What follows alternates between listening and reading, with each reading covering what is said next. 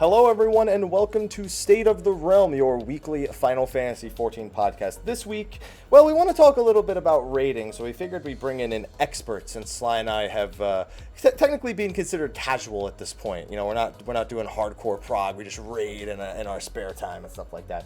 So this is not just State of the Realm, this is Bully of the Realm, and I'm sure you'll figure out why in just a second. But for now, I'm one of your hosts, Michael, Mr. Happy Povermo. Of course, joining me is Slyh, aka Slythefox, aka Slyh, aka Greyfox, aka you crafted way too many potions before the Savage Prog started, man. Slyh, how you doing? I'll be doing great once they actually sell. Yeah, well, they gotta sell first. Believe me, they will. Oh, they'll sell. I just hope the effort was worth it, Slyh. I just hope it was. I did make the promise that I was going to be a pot dealer, and I kept that promise. I'm glad you kept it. Proud of you. Yeah. You did crafting. That's the biggest thing I took out of it. You did crafting. Right. Yeah, but today's an exciting day. Today is an exciting day, Slyh, because we have someone who've never had on the show before. No, we've never had. Thanks for inviting me, by the way. That's our guest, the bully man, the villain himself, Xeno. Hey man, that's not self-proclaimed. I was memed that I was called that. He's the villain that we need. Every stream I ever see from you has bully or villain in the title. It may not have been self-proclaimed, but it exists. I think is the important thing to take away from it. So how you doing, Xeno? Hey man, I'm doing good, dude. Yeah, man. Thanks again for inviting me onto the show. Yeah. No problem. That should be pretty awesome. This has been a long time request. It's been a long time request, but Sly and I generally have either shows that are planned last minute, so we don't feel comfortable asking guests, or we have all our shows planned out for months, and so we don't have room for additional guests. But this was like, okay, we can plan this out. It'll be perfect. And we were prepared, Sly. We did it. We did it, Reddit. We did it. I didn't just spring a show on you yesterday for one. I know. And I'm like rushing to kind of like make notes, little mini notes, and still not prepared. All right. But Sly, you still sound like you were about to say something. No. What do you mean no? No. I think you were about to say something. So it's good. It's good for you to join us, Xeno. For those watching, we're going to talk to Xeno a little bit about his accomplishments. I don't know if anybody or everybody, I should say, knows who's watching the channel on YouTube or is watching it live. For people who don't know, we want to get familiar with you first, and then we'll go into talking about some more Final Fantasy XIV specific stuff. How's that sound? Sounds good, man. Chat wants to talk about war. Hey man, Warrior's not so bad. Save man. it. Oh my god. Save it. Save it. We'll get to that. We'll get to that later. But for those who don't know you, aka those living under a rock, who is the man, the myth, the legend, Xeno? What do you do? Basically in-game, YouTube, Twitch. Who are you, man? Who am I? I'm just a very old, angry person all the time. Just very old, very bald, very angry all the time. So my channel mostly focuses on like in-game rating, min-max stuff, constant improvement. More or less, the type of content I stream or my channel is the kind you either love it or you hate it. Really, it's Look for the word. There's a word that you really want. There's a word you really want. There's just so many words. There's so many words, man. You're don't hold back. It's like we're okay. So on my channel, it's all about so bully, villain. That's been coined. That's been when I first started the channel, it was all about self-improvement. Like, and the way that I personally self-improve and my group self-improve is we shit on each other because we're completely blunt. There's no subtleties. There's no like, well, maybe if you could, it's like, no, you did this because you're fucking stupid and you need to fix it. Got you, dog. I got you. You know, that's it. It's just boom, that's simple. And then next poll, it's fixed. Everything is golden, and well, I guess we didn't one shot it because I done fucked up, but we two shot it, and you know what? That's better than a 3-shot, and I'll take that, you know. But it's like my channel is mostly about constructive criticism. It just might not be in the form that people are used to. Sometimes to get people's attention, you have to use a sledgehammer. Unfortunately, sometimes to get people's attention, you have to use a sledgehammer. And when someone tells you, yo, you fucked up and here's what you did wrong and here's how you need to fix it, you're going to remember that. Now, regardless how you take that, like if you're like, okay, well, I feel better about myself, or man, I'm really angry, I'm mad, you're going to remember that. Whereas if someone is like, oh, well, you maybe could have done this here, or you know what, let's just do another poll, and maybe it's like, no, none of that soft pillow bitch mentality. Get the fuck out of here. Just say what you're thinking. Just say the reason why we wiped. I fucked up, my bad. Let's fix it. Move on. It's just like that's pretty much what my channel is about. That's pretty much what my channel is about. Is just no bullshit, constructive criticism. The bully and villain memes, they got perpetuated. Yeah, like it's just like some people, they're like, yo, you're an asshole, you're an elitist, and it's just like it is what it is kind of thing. It's just like one of those things where but when I'm in I call it the pit sometimes, which is Party Finder. But when I'm in the pit, we have some nicknames for the Party Finder too. That's reasonable. So when you're in Party Finder, right, and you find like the shittiest people in Party Finder, and that's fine. That's fine, because that's what Party Finder's there for. That's what it's designed for. You know what I mean? It's to do that kind of stuff. And the type of people that you run into, like 0 DPS healers, 0 DPS tanks, fucking, just all that shit. Like people that constantly fail mechanics. They're just really bad. DPS samurais. Yeah. yes. They're Sly, you sound familiar. Fuck you. They're just really bad players, and that's fine. But when you call them out on it, you're like, yo, you done killed us with lightning like 3 times. Can you stop being a fucking retard? Then they're like, well, on my screen, that's like the best excuse anyone can use. Well, on my screen.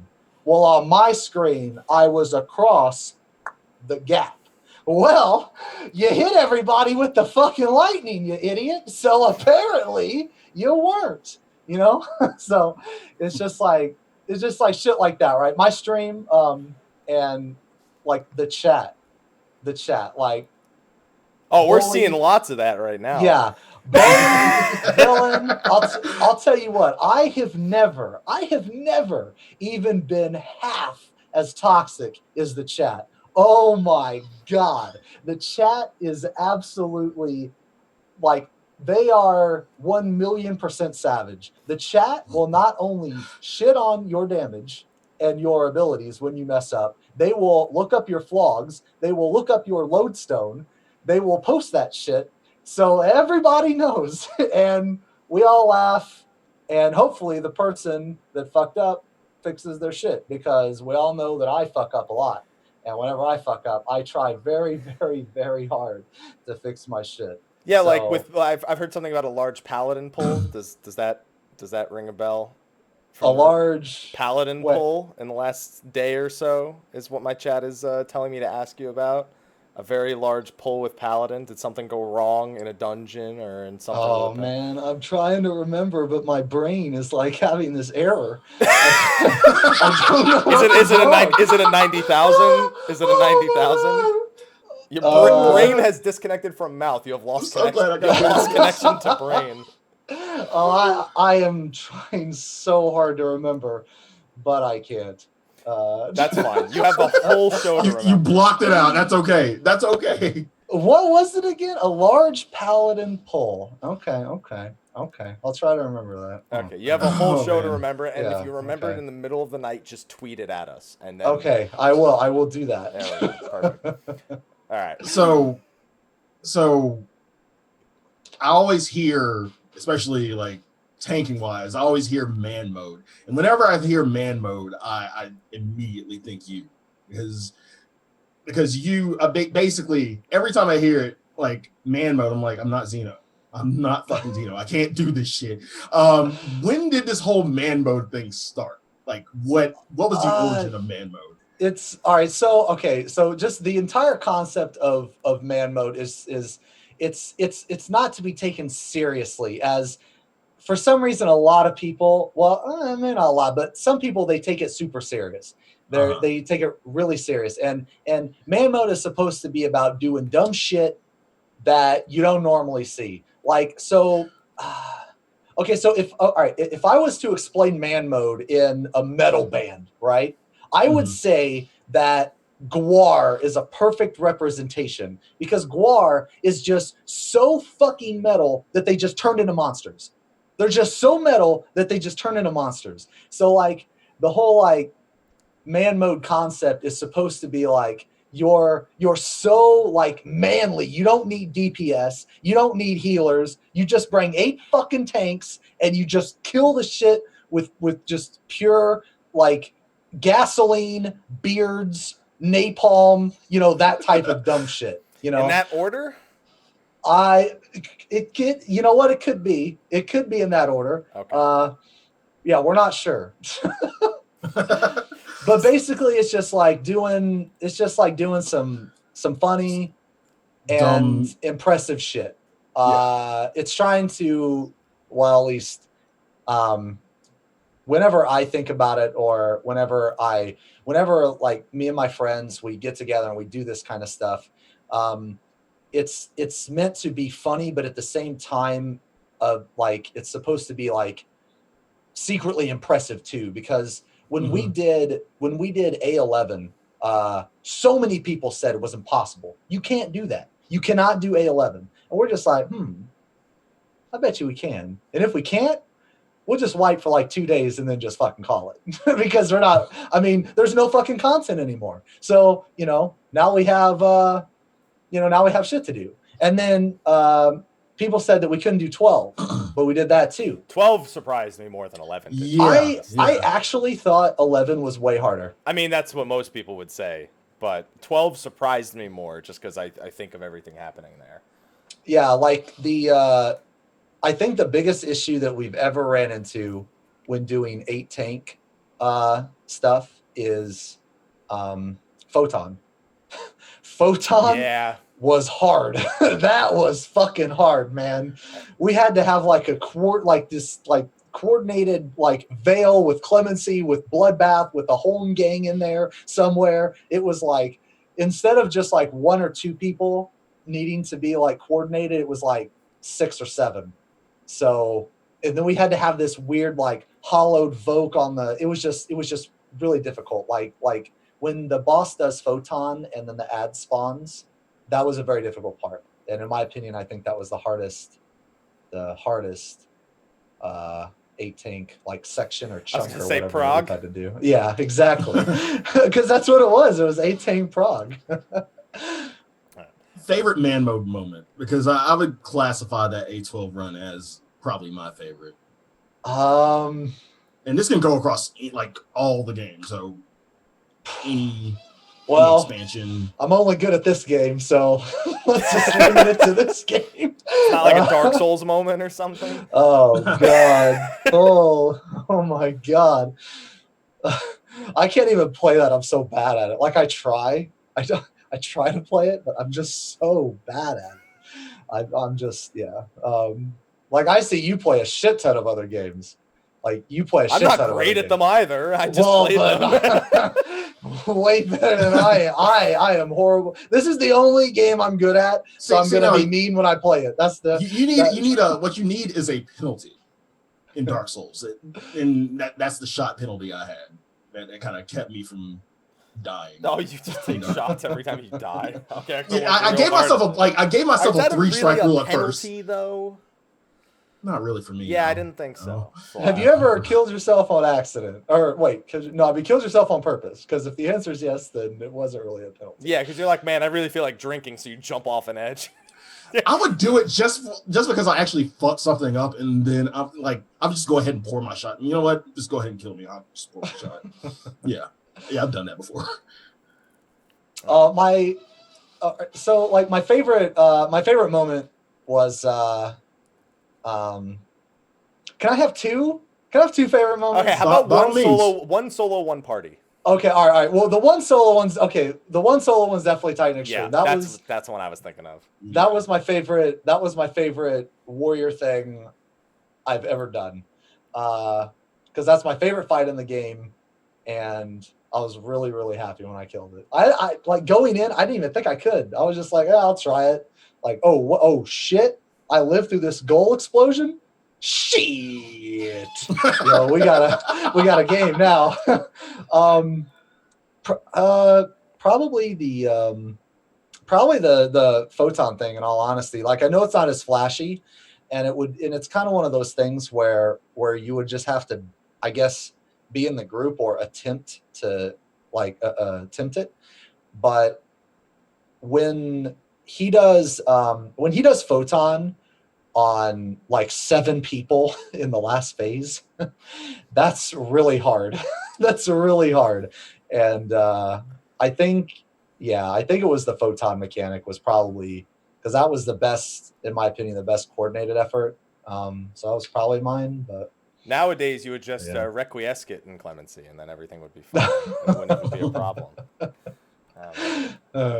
So I'm gonna take it back a step before we move into some of the more some of the 14 specific stuff. But what got you to start streaming and doing YouTube?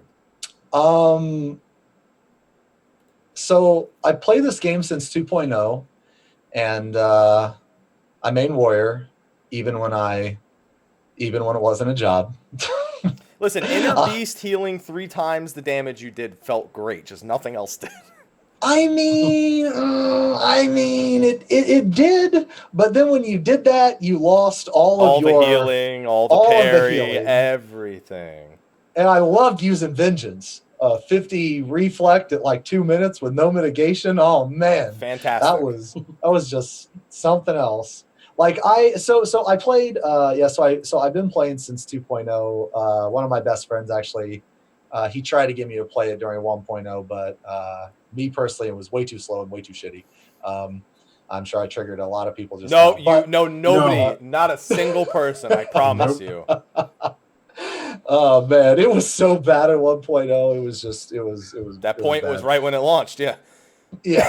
So I played it for about a week, 2 weeks or something. I can't remember. It was a very short amount of time, but pretty much, I said all that just to say, so in 2.0, me and one of my best friends, Bok Choi, we hadn't met yet, but we had this weird, like, telepath psyche connection thing, and we both were like, crafted accessories, this is the way to go.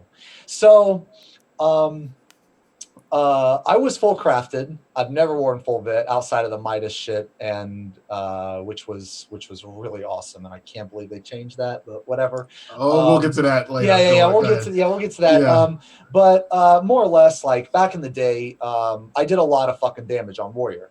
I did a surprisingly amount of damage on Warrior, and it was because of the crafted accessories. The Griffin skin were the best crafted accessories that have ever come out to date. They were the best. They had literally everything you needed. They were crazy good. And I had a lot of people asking me, they're like, yo, how are you doing so much damage on Warrior? Like, you're doing more damage than fucking DPS. And I'm like, I do this and do this. And then one of my friends, Bro, I used to raid with him, but I don't raid with him anymore. I haven't raided with him in a long time. But he said, yo, you should make a YouTube video on this. I'm like, what? Man, ain't nobody gonna watch that bullshit. And he was like, no, seriously, you should make a YouTube video on it because you're always talking about it. You should make a YouTube video on it. So I spent like a month and a half working on this video, and I made it. And it like, I mean, it kind of exploded, really. I got shit on so much. People were like, "You're a squishy tank. Parry's the way to go." And was it now? Was it really? When we look back, such a great stat that it's got replaced because it was too strong, apparently. I mean, was the crazy man right? Thinking. But anyway, so I made the video, and then I got a lot of comments saying, do you stream? What's your channel? that kind of stuff. So then I kind of got into that. And, oh, man, that was back when I had my long hair. Oh, man, I had long biking hair. I remember that. I don't have any hair now. But yeah, so that's pretty much what got me into it was people were telling me, you know, hey, you need to make a video. So I made a video, and then people were like, yo, you know, you need to stream this. And then so I started streaming and just kind of, then I made a monk video, and it just kind of like snowballed really. But all right, well, you already explained what bully meant. I was gonna ask that individually later, but I had a feeling. I had a feeling I was not gonna make it till later in the show. And I was also gonna ask if you played anything other than 14, but you've already gone out of your way to be a self-proclaimed shitter in every game that isn't. No, yeah, I mean, pretty much. Occasionally I play Left 4 Dead, but I mean, I'm really bad. I used to love Left 4 Dead. I've been waiting for Left 4 Dead 3 for ages, not the fucking DLC things that they did for Left 4 Dead. Yeah, I used to be really good at it back on like Xbox 360. I used to be really good at it. I'd get home from work and, you know, call my friends up, yo, let's get on some L4D. And we just like get in a pre-made and just rape kids. You know, we wouldn't even finish most games because they just leave, you know, butt hurt and bleeding, you know, just, I don't want to play anymore. I forgot that game had multiplayer. Until you just oh yeah, that's all we did was versus. Because a Left 4 Dead loss is like it's like when you lose at Life or Monopoly. It's just dark. Life. I don't want to talk about Life. I don't want to talk about the game of Life. I can deal with Monopoly. I don't want to talk about the game of Life. I've got some bad experiences with the game of Life. All right. So I was just going to ask something, and then you mentioned the game of Life, and now my brain's completely fried. Oh, everyone's saying 31 shield lobs to the thing earlier, by the way. Oh, okay. So, yes. So just real quick. I was in the level 69 dungeon. I don't know what it's, but Castrum, whatever. Yeah. And we get in there, and this paladin, fucking main tank paladin, you know, shield oats all the way, you know, Captain America badass, you know. He goes in there, and at first I'm like, oh shit, yo, he's doing the big dick pull. The big dick pull is where you go from the first room all the way until you can't fucking go anymore. And then I'm like, damn, this dude is awesome. He's getting my accommodation. And as the dungeon progressed, he started to get like really shitty really fast. It was like chewing Fruit Stripes gum. You know, it's amazing for like 2 seconds, and then it just gets really bad really fast. Let's be honest, you buy Fruit Stripes for the tattoos. Okay. But so throughout the entire run, this guy did 31 shield lobs. His rotation was like 1, 2, run away from the boss. I'm not even fucking kidding. Shield lob, run back to the boss. 1, 2, shield lob. He did 31 shield lobs throughout the entire dungeon. That is the most amount of shield lobs that has ever been done in the level 69 dungeon to date. Prove me wrong on this. Just the level 69 dungeon? Just the level 69 dungeon. I guess he can't prove it in the other ones. I have never done 39 or 31 shield lobs in my entire life. And well, to be fair, you did just start playing Paladin like 3 weeks ago, so I guess I loved playing Paladin at 2.x. I'm sure you did. Man, everyone thought I shit on Paladin. Is that really a straight face kind of statement? Really? No. I loved Paladin in 2.x, and I actually liked Paladin in 3.x. It was just underpowered and extremely clunky, and yeah, that's the thing, man. A lot of people thought I hated Paladin. I'm like, no, I don't hate Paladin. It's just shit. There's a difference. Name one thing that I'm saying bad about Paladin that isn't like true. Name one thing that I'm saying bad about Paladin that is not besides accurate. It's shit. Yeah, it's not accurate. You know, like come on, you know. And so like in actually one of my favorite fights to do on Paladin and 2.x series was T13. Oh, I love T13 on Paladin. Well, that's because cover was. I mean, you had like turn 13 was the cover fight, pretty much. Yeah. Well, I mean, one Ockmorn or whatever, but. Well, no. The Earthshakers. So you didn't get the puddles. Oh yeah, I always fucking forgot about that. Just so you let Bok Choy do Bok Choy. Yeah, you notice how I didn't even think. Oh yeah, that's right. You can cover the Earthshakers. Nah, just whatever. Just DPS. You're on your own. I'm too busy fucking hitting 1, 2, 3 and hitting Rampart. occasionally. Fun thing that Paladin was known best for turn 13. Not even what he was fucking talking about at this point. All right. Okay.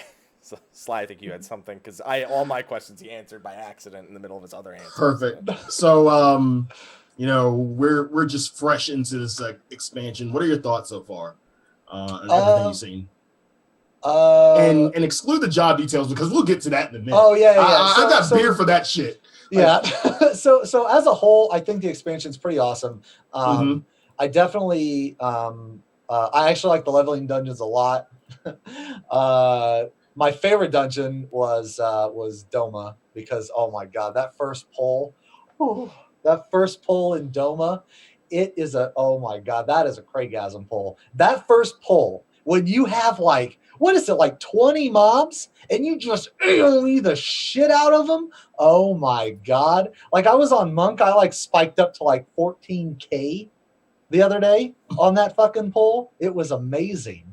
Dude, Doma's awesome. And then oh man, the fucking the last boss of Doma, that fucking badass with the chainsaw machine gun. Yo, that guy's awesome. He is awesome. He was my favorite boss, I think. I'm pretty sure. Just cosmetically, having a chainsaw and a machine gun is very appealing. You're making it sound like it was so metal you didn't even move out of the chainsaw. Oh no, you just stood there and took it. You were just blinded by it. You couldn't even you just took the damage and were like, I cannot move because I am just this is bliss right now. Just everything about this fight. So any dumb shit so far? Because like I said, you made a living off of pushing the envelope. Any dumb shit so far? Have you tried any dumb shit or? No, we haven't. No, we haven't yet. Okay. I'm really shit at all of the tanks and every job in this game now. I've been spending a lot of time trying to learn Paladin, Warrior, and Dark Knight because I'm actually playing all three of them for Prague.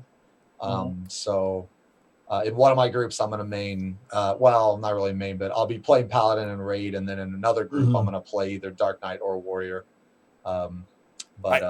Flash quiz: How much oath gauge you get per auto attack? I don't know. I have no idea. No, all I know is that I have enough oath gauge after X amount of time goes by. I guess that's actually all that really matters. I told you I'm shit at the jobs. I'm horrible at the jobs. Is it 5? Oh, I thought it was more. Oh, I'm never in shield. Wait, is it 5 in shield oath? No, it's 5 when you block in shield oath. It's 5 when you auto attack. Okay, yeah, because I don't know how much you gain in shield oath. I'm too busy fucking making my healers eat shit and being in sword oath the entire time. Pull in sword oath, not even do a threat combo. Shirk is so stupid. Jesus, man, Shirk is so dumb. So let's go ahead and get into that. Hold on, let me pour a beer for this because this is about to be really fucking good. I'm gonna give you an option, Xeno. Do you want to start with the bad or do you want to get the good out of the way? How about we do this? We start with the bad, but make it good, like a beautiful flowering orchid. If it's gonna be bad and start as good, then it would be a flowering orchid that started as a pile of elephant dung. You understand? There we go. Boom. Okay, there you go. Dung into orchid, or ugly duckling into swan. There we go. Easier one to make. So, Warrior. Where to start? Where the fuck to start with Warrior? I mean, I just want to just sit back and watch you just go ham on Warrior. Go. It's all right. So, man, all right. So I made a video, and the video was way more controversial than I didn't think people were going to watch. I didn't think people were going to care about that as much as I just didn't think people were going to care that much. But I had the weirdest comments. Like someone was like, "Yeah, Xeno, they nerfed your fucking job. How do you feel now?" And I'm like, "Wait, what? What? What? Square made this job for me? What? I wasn't aware of this." But like, I think there's some really good stuff about Warrior, but there's just more bad clunky stuff about Warrior. I mean, just basically to sum it up, like I just think that some of the abilities are awful. Some like Shake It Off is really awful. I mean, people's argument to that is, well, what if you can use it for a mechanic? Okay, that's cool. You can use it 1% of the time. I'd like a fucking cooldown that I could use all the time, no matter what. You know, so like, stop trying to justify this shit ability. You know, like, don't like, it's shit. Just admit it. You know. And that's the fight I get in about Tornado Kick, because I'm like perfectly okay with Tornado Kick being used. What's wrong with Tornado Kick? Because it's Riddle of Earth made it redundant, and you only get to use it so infrequently and all that stuff. Hey man, I had a 20k Tornado Kick with really weakness when the boss died, and that was feels good, man. Feels good, man. So basically my biggest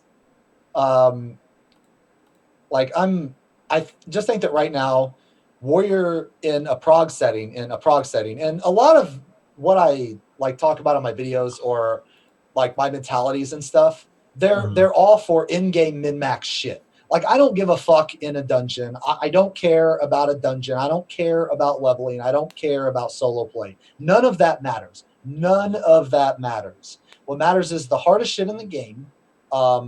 And like, what I do is I take the abilities, like, so since we're talking about Warrior, I take like Warrior abilities, and I compare them to their counterparts. Because in a raid setting, you're going to look at the entire raid's abilities like as a pool, right? So you're going to have all these different like abilities and utilities and all the shit that you can do. So when you look at Warrior in that aspect, because I don't like, that's fine. It can, you know, it's fine in dungeons, whatever.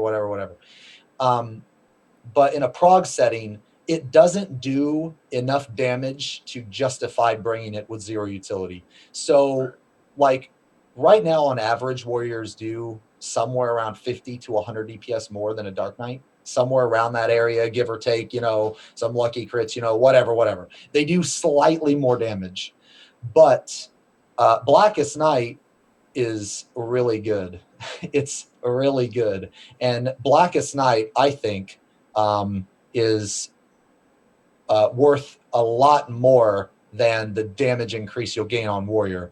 Now, when you don't need Blackest Night, then that, you know, sure, bring a Warrior, like on Susano, right? You don't, like the primals, you don't need any of that shit because nothing hits you very hard. Like, you can literally do the primals in 270 slaying accessories and not even come close to dying. So nothing hits very hard in that if you know how to play in your CDs right.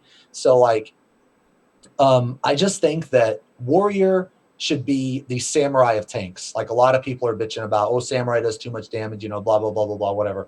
I personally think Samurai is fine. I think its damage is, I think it's fine because it offers nothing to the raid. It brings literally nothing to the raid. So, I mean, one could argue that it does bring slashing, which is the same case for Warrior. However, yeah. However, Ninja brings slashing, and Ninja is so good. Ninja's so fucking good. Oh yeah. Yeah, Ninja is really, really good. And so because Samurai doesn't offer anything, its damage should be crazy high, which is the case for Warrior. They literally took all of Warrior's utility and they didn't give it damage to replace it. So that's probably my biggest gripe. I mean, outside of, like, you know, single abilities, it does have some really awesome things. Like, its Defiance damage is amazing. Upheaval, ignoring the damage penalty of Defiance, is amazing. They buffed Inner Beast. They actually buffed Defiance itself, because now instead of 25% penalty, it's only 20. So there are a lot of good things about Warrior. It's just those things, they don't really matter. They don't really matter very much when you fucking lose half your rage when you go into another stance. Here we go. But we'll talk about that later. That's one of the. No, we can talk about that right now. No, go ahead. What the fuck were they? First off, man, what the fuck were they thinking? And I don't know what I don't know what collection of idiots is more retarded. The people that thought that was okay to release, or the people defending it. I'm like trying to wrap my mind around it. I'm just like, oh my God, this is just a clusterfuck of this is a clusterfuck of retards right now. How are these people justifying that? Like, how do you? Oh, by the way, I actually took the time. I took the time to min-max when you lose half your rage on your stance. Now, what you want to do when you're running a dungeon is if you're ever in a shit spot where you have 38 rage, it's okay because you can recover it later. It just requires many stance swaps. And eventually you'll get to 19. And 19 is the magic number, baby. Magic number. Because you know what happens when you swap your stance at 19 rage? Boom, you go to 10. You go to 10. You equal out again. So it's all good. It's all good again. The problem with that is to get to 19. To get to 19, you need to have halved it from 38, which means you need to have halved it from 76, which I don't even want to start beginning where that begins. There's a chain. Yeah, no, there's a chain of stand swaps. You just don't like start on 19. No. There's definitely a chain of many fuck ups. So after you fuck up so much, eventually you're going to land on 19. And when you do, it's smooth sailing. Because when you fuck up again, it's going to go right back down to 10. Reset button, baby. Like, come on, man. Who thought that was okay? Like, really? Like, who thought that was okay? I had one person, their argument was, Zeno, you can't use 25 rage. No. You can't use 25 rage because when you hit in a release, which is actually my least favorite offensive cooldown that they've ever I was about to ask you about that in a second, but go ahead. I fucking hate in a release. It's so shit. People are just like, yeah, 6 fell cleaves. Yeah, fuck yeah. And it looks cool on the surface. But that cooldown is like if you take like a bucket of shit and put some whipped cream on it, on the surface it'll look, that's a bucket of whipped cream. You really like the whole take shit and make it beautiful thing. I mean, hey man, it's just, you gotta do what you gotta do, man. It's if it smells like shit, if it looks like shit, it's probably shit, and inner release is pretty shit. So does this mean Unchained is turning into inner release? But guys, remember, Warrior's not that bad. Yeah. Okay, all right. Now, at the end of the day, yeah. I'll justify it not being that bad here in a second. I'll justify it. I promise. It's going to come full circle. Just trust me. Just trust me. Okay. Friends. All right. Just trust me. All right. So, yeah. So, fuck. Now I don't even know what I was talking about. Okay. So the rage thing, right? The rage thing, man. It's just really bad. And the reason why it's so bad is because the other tanks, they don't get penalized. Now, I know people, but paladins lose half their... No, they fucking don't. Paladins have 2 abilities that are both off the GCD. Both of those abilities are defensive abilities. So in a sense, you can Sheltron, then swap, or you can intervention and then swap. You don't actually, you're not guaranteed, on Warrior, it is 100% guaranteed to lose that shit unless you expend your points before you swap. But the thing is Warrior's rotation is so fucking complex and convoluted that doing that is extremely difficult, and you can only do it in very, very few situations. Like a Dark Knight, they don't lose anything. Like, they don't lose their blood gauge. A Paladin, they lose their gauge, but in all honesty, I think that Paladins, I find it weird that Paladins even have a gauge. Intervention and Sheltron could easily just be cooldowns. I think the only reason why they have a gauge is because everyone else has a fucking gauge. Yep. I think that if you were to take Paladin and put it we'll say in WoW or Rift or something, those 2 abilities, you just put Sheltron on 30 seconds, put intervention on a minute or minute and a half or something, and it would be fine. So the fact that and another thing is Warrior's rage, their entire rotation is based around that rage. All of their abilities are based around that rage. You have Unchain, Inner Release, Steel Cyclone, Decimate, Fell Cleave, IB, Upheaval, and Onslaught. That's 8 abilities. That is 8 abilities that you hit. And I'd like to add one more thing. When you do expend your gauge, you're either giving up the critical hit rate on Deliverance, and what is it? Parry on? It's parry. Yeah, it's parry on Defiance. And you're giving that up where Paladin doesn't generate or lose anything. Yeah, so that's just another. Now, granted, that might not matter very much, but that's not the point. The point is that you are still you're still losing more. You know what I mean? Yeah. So you're still losing more. So, the argument that Paladins lose half their gauge, I don't even consider that an argument because of everything we just said. That's why I don't consider it an argument. And Dark Knights, they just whatever, man. Dark Knights are just man, fuck you other two tanks. My blood gauge isn't even affected by my tank stance. So I got the fucking, I got the best out of this deal, but so the swap thing needs to change. But okay, so there are really good things about Warrior. It is extremely fun after I just shit on it, it's extremely fun, and it's still my favorite class. I fucking love building up rage and fucking burning it on 6 Fel Cleaves, and when you do get 6 in, it feels pretty good. The stars have to align and shit for you to get fucking. They do, but and I don't like that for most of the openers you cannot do 6 Fel Cleaves in. There is an opener where the ninja tricks at 21, 22 seconds that you can get all 6 of them. Well, not all 6 in the trick, but you can get 6 total. It's a delayed, but I don't like how their opener is kind of weird. But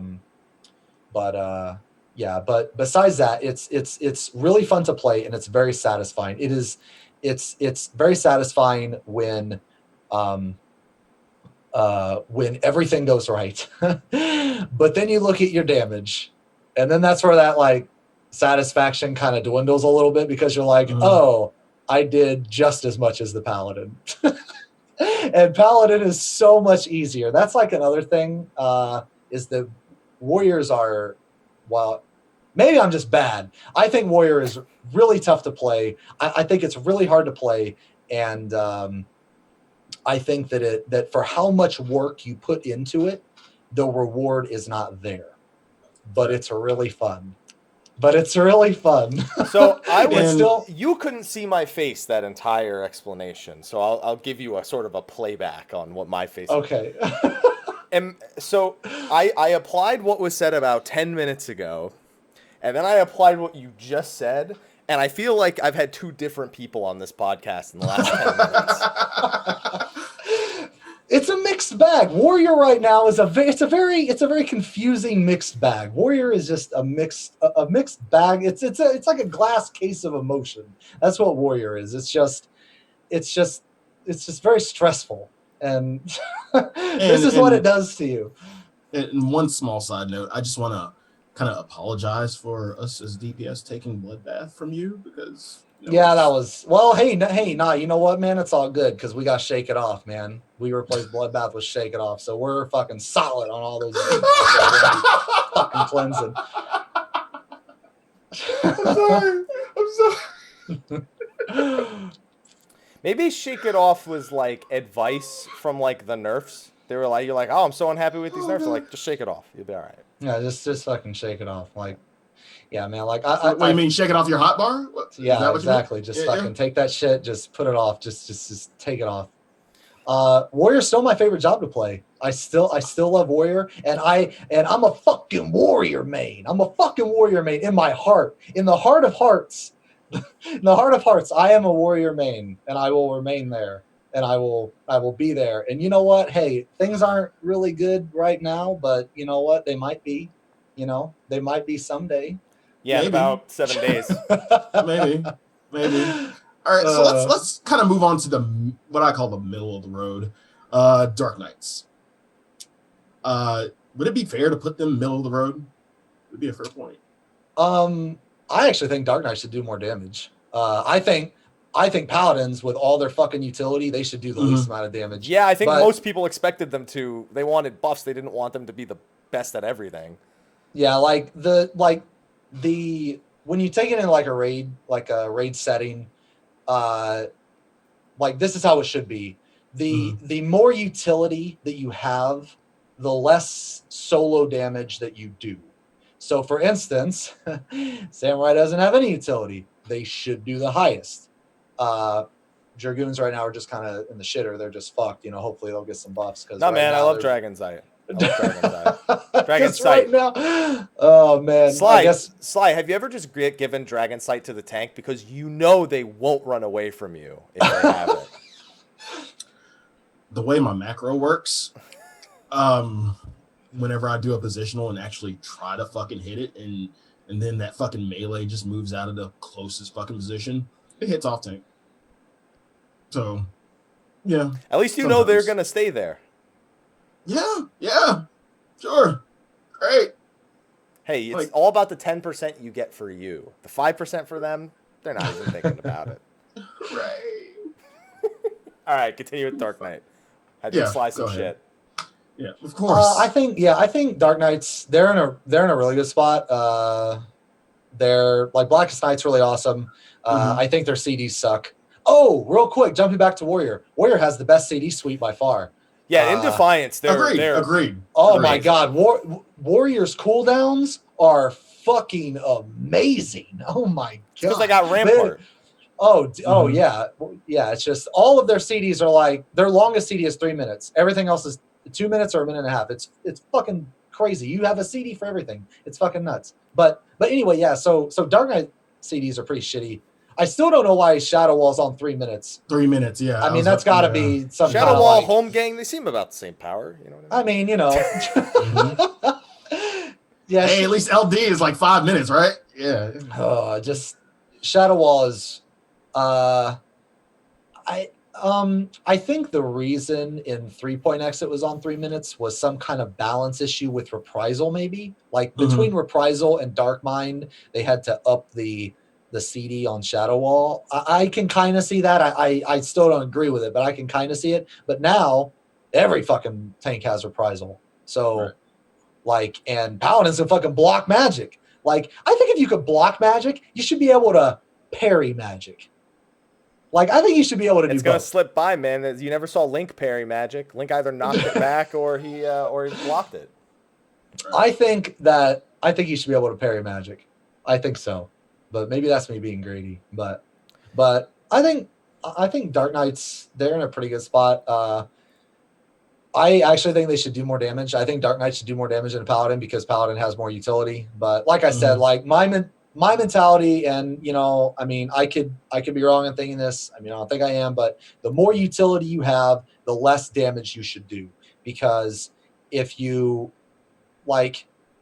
have, so like when Ninja was first released, remember they had, oh my God, the amount of damage that they could do. And on top of that, they had Goad, Trick Attack, Shade. They had everything, so they had to nerf their damage because they were doing more, like as much or more damage than a fucking monk. And they had like way more utility. I still kind of feel that way as a monk player right now. Like we're like about even with them. I love monk right now. I do love monk right about now. And especially, like, the only thing I don't like is doing, like, the 5th GCD trick attack opener, like when a ninja does it at 5th GCD instead of a little bit later. Because by that point, you're so fucked because you have to Riddle of Earth and, like, everything, like, so early in your opener to get it all out in time for trick attack. And get 2 Forbidden Chakras in it. Because that's the goal. Two Forbidden Chakras in the trick attack is the pipe dream. And 3 is the... Actually, you can't get 3 because it's 10, so it would take 10 seconds. But that's how I feel about monk, because ninjas and monks are about even in terms of output. But then I look at trick attack and shade shift because those are even more valuable now because enmity is all over the fucking place because the warriors are trying to stay in deliverance 100% of the fucking time. Yeah, it's really unfortunate that Unchained shares a. You know what?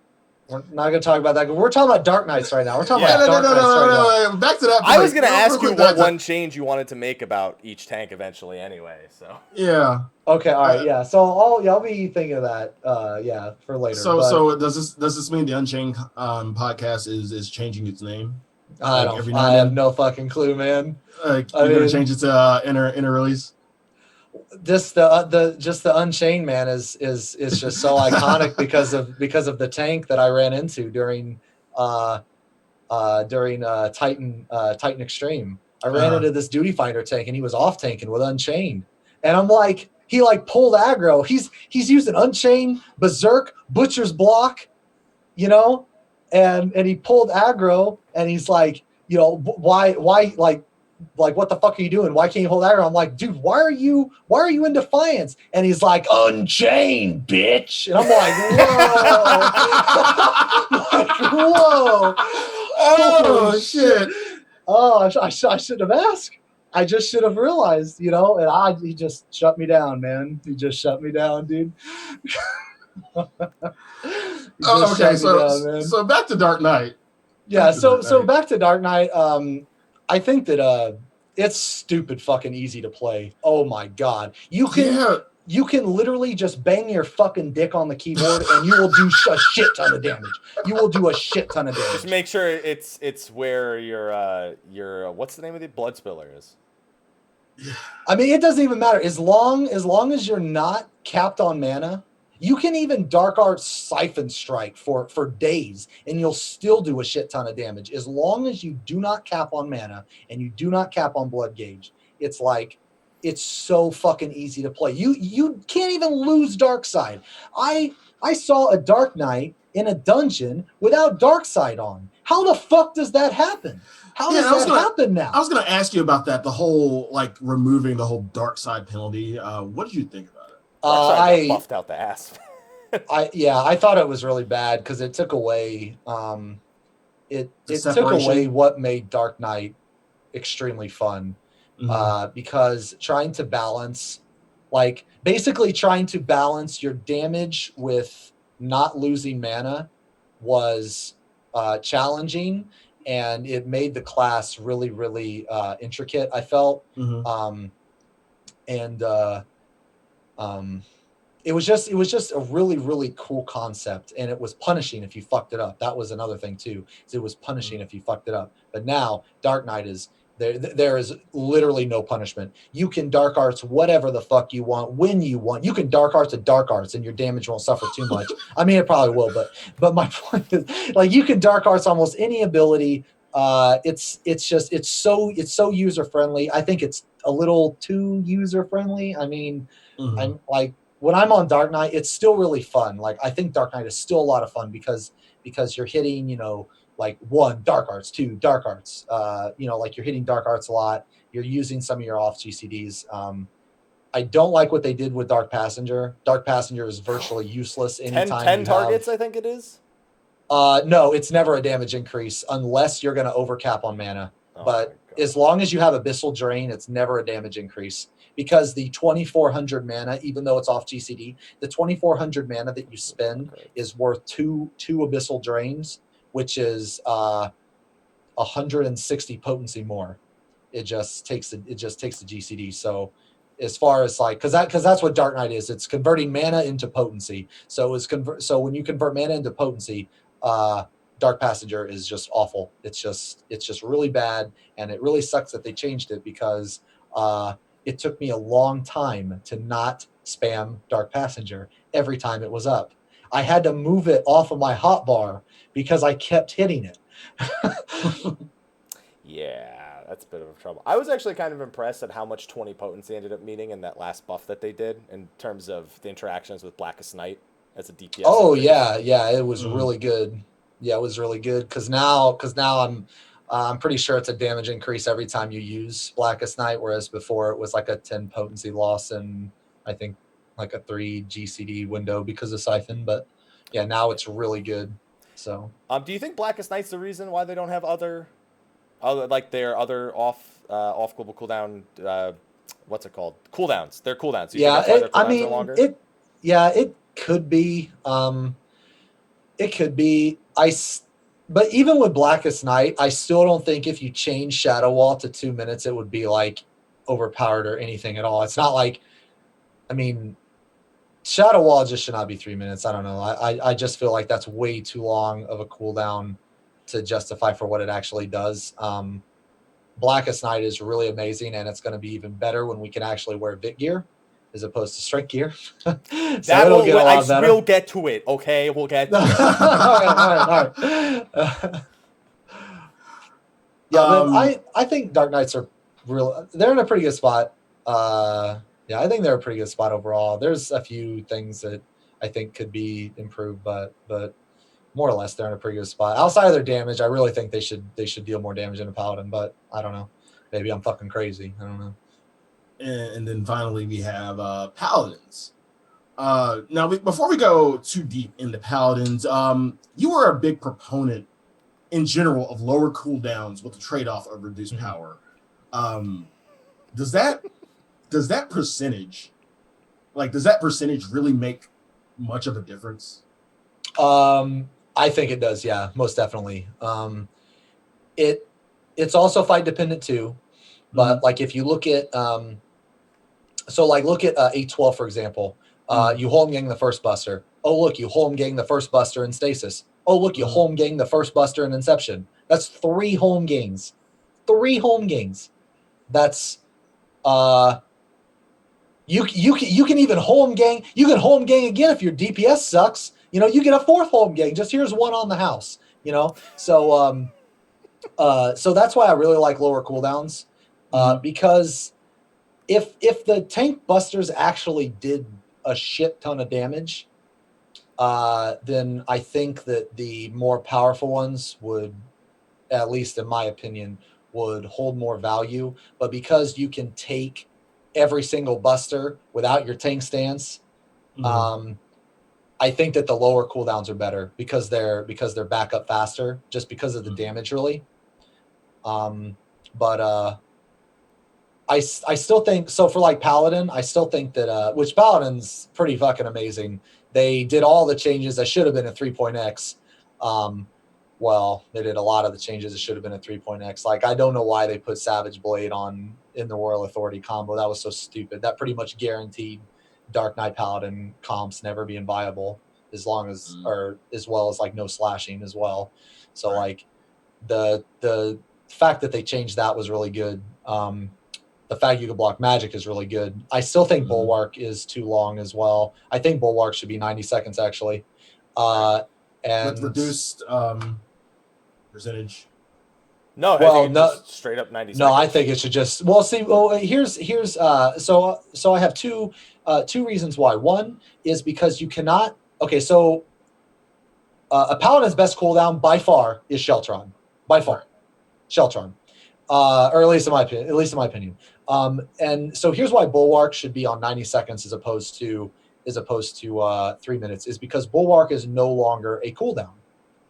That Bulwark is no longer a cooldown. And I say that because 1, it's only 60%, and 2, because you cannot stack it with Sheltron. It's not like you can super block, you know, I'm gonna Bulwark and then Sheltron. Boom! I blocked it twice as hard, you know? You can't super block. So more or less, Bulwark's pretty much a Sheltron generator. You use it to get to your Sheltrons, like if you were in Shield Oath or something like that. Yeah, like I look at Bulwark as like, we'll say like Anticipation or what Bloodbath was, or it's Bulwark is the type of cooldown that you use in between busters for autos, at least in my opinion, because you mitigate all that damage, all the autos, and then that way over the course of the fight, you know, you're going to take a lot less damage. But when you have when a buster comes up, no one just pops Bulwark. You just don't like, okay, boom, I'm good. You know, no, you're going to use Sheltron and something else, right? Or just Sheltron sometimes. But I think Paladin's CDs are actually kind of bad though, because I think Sentinel, I think it should be 30% at 2 minutes. I think 40% at 3 minutes is not as good. But I mean, I guess that's just really my opinion, just because you're never going to need the extra 10% kind of thing. So I think Sentinel it's not as bad as Shadow Wall, don't get me wrong, but I think that Sentinel could be switched just a little bit to where it would be 30% instead, and it would be on a 2 minute cooldown. Because I think 2 minute, because like 2 minute cooldowns, 2 minute cooldowns are kind of like the sweet spot, because a 2 minute cooldown is it's just long enough to come, or it's just short enough to come off cooldown when the next tank buster happens, kind of thing. So when you get into like the 3 minute stuff, you get into this weird thing where you have like everything for one and then nothing for the next one, and then everything for one and then nothing for, you know what I mean? It's just kind of like this weird. I mean, it doesn't happen all the time. Like, granted, it doesn't happen all the time, but like in Lakshmi, for instance, what I do is for the first one, I Rampart and I Sheltron. The second one, I Sentinel and I Sheltron. Then the third one, I just fucking use a Vril. Like, fuck it. I just use a Vril. Hollowed. Don't even use the Vril. Yeah. Hollowed. Well, no, because I hollowed the Chimichanga one. Oh, I thought because I always forget to use a Vril. There you go, yeah. Yeah, so now there's four. Yeah, so there's 4 busters. So you Vril that one, and then the last one, you're like, yo, healers, I got Sheltron, and I'm wearing 270 strength. Good luck. Blame the game. Blame the game. But like, and it's like for Passage of Arms, that was like a super hyped up move. Everyone loves that move. Fucking love Passage of Arms. I actually don't really like that move. I think it's kind of a win more kind of thing. I'm not saying that it's terrible. I'm not saying it's terrible. I'm saying that it's the damage reduction that it provides. I don't think it's going to be as good as some people are thinking, because when you have like 3 people dead, like 3 people dead, one of them's a healer, like the other's a tank, you got a DPS dead, there's a raid AoE that goes out, the Passage of Arms goes up. The other people probably aren't topped. Now, I'm not saying that it can't save them, but I'm just saying that I'm saying that I think it's just a little overhyped. I think that, and then when you see when we start to get gear, that move is going to become absolutely obsolete, like completely obsolete. There's going to be no reason to use that ability. Unless you're trying to just, I guess, like fucking, grow some wings and shit, But I mean, I could be wrong, but when I saw that move, I thought it was cool. I thought it had some good usage, but people were just making it seem like the fucking best thing ever. I'm just like, I don't think it's that good. My favorite idea for use for it is if you use it on like a tank buster that both the tanks need to take, it's basically a Sheltron for you and a 15% for the other tank, pretty much. That's like my favorite application for it. It's like one cooldown versus both tanks using one cooldown, pretty much. Yeah, well, intervention's gonna be better for that anyway. Because you could Rampart and then intervention pretty much, and then it would be 20%. I'm not saying it's bad. I'm just saying I don't think it's as good as some people think it is. But I mean, I don't know, man. I could be fucking crazy. I just don't think it's as good as. I mean, I'm the person that liked Reprisal better than Divine Veil in 3.x, and everyone called me a fucking retard. So, I mean, who knows? I might be a fucking retard still, who knows? But yeah, like, I think Paladins got really awesome because they made some they made some decisions that should have already been in the game. So they made the decision to have TP no longer be an issue by having them cast spells. That was a really good idea. They had another one that so that they can off tank better to have Riot Blade into Royal Authority.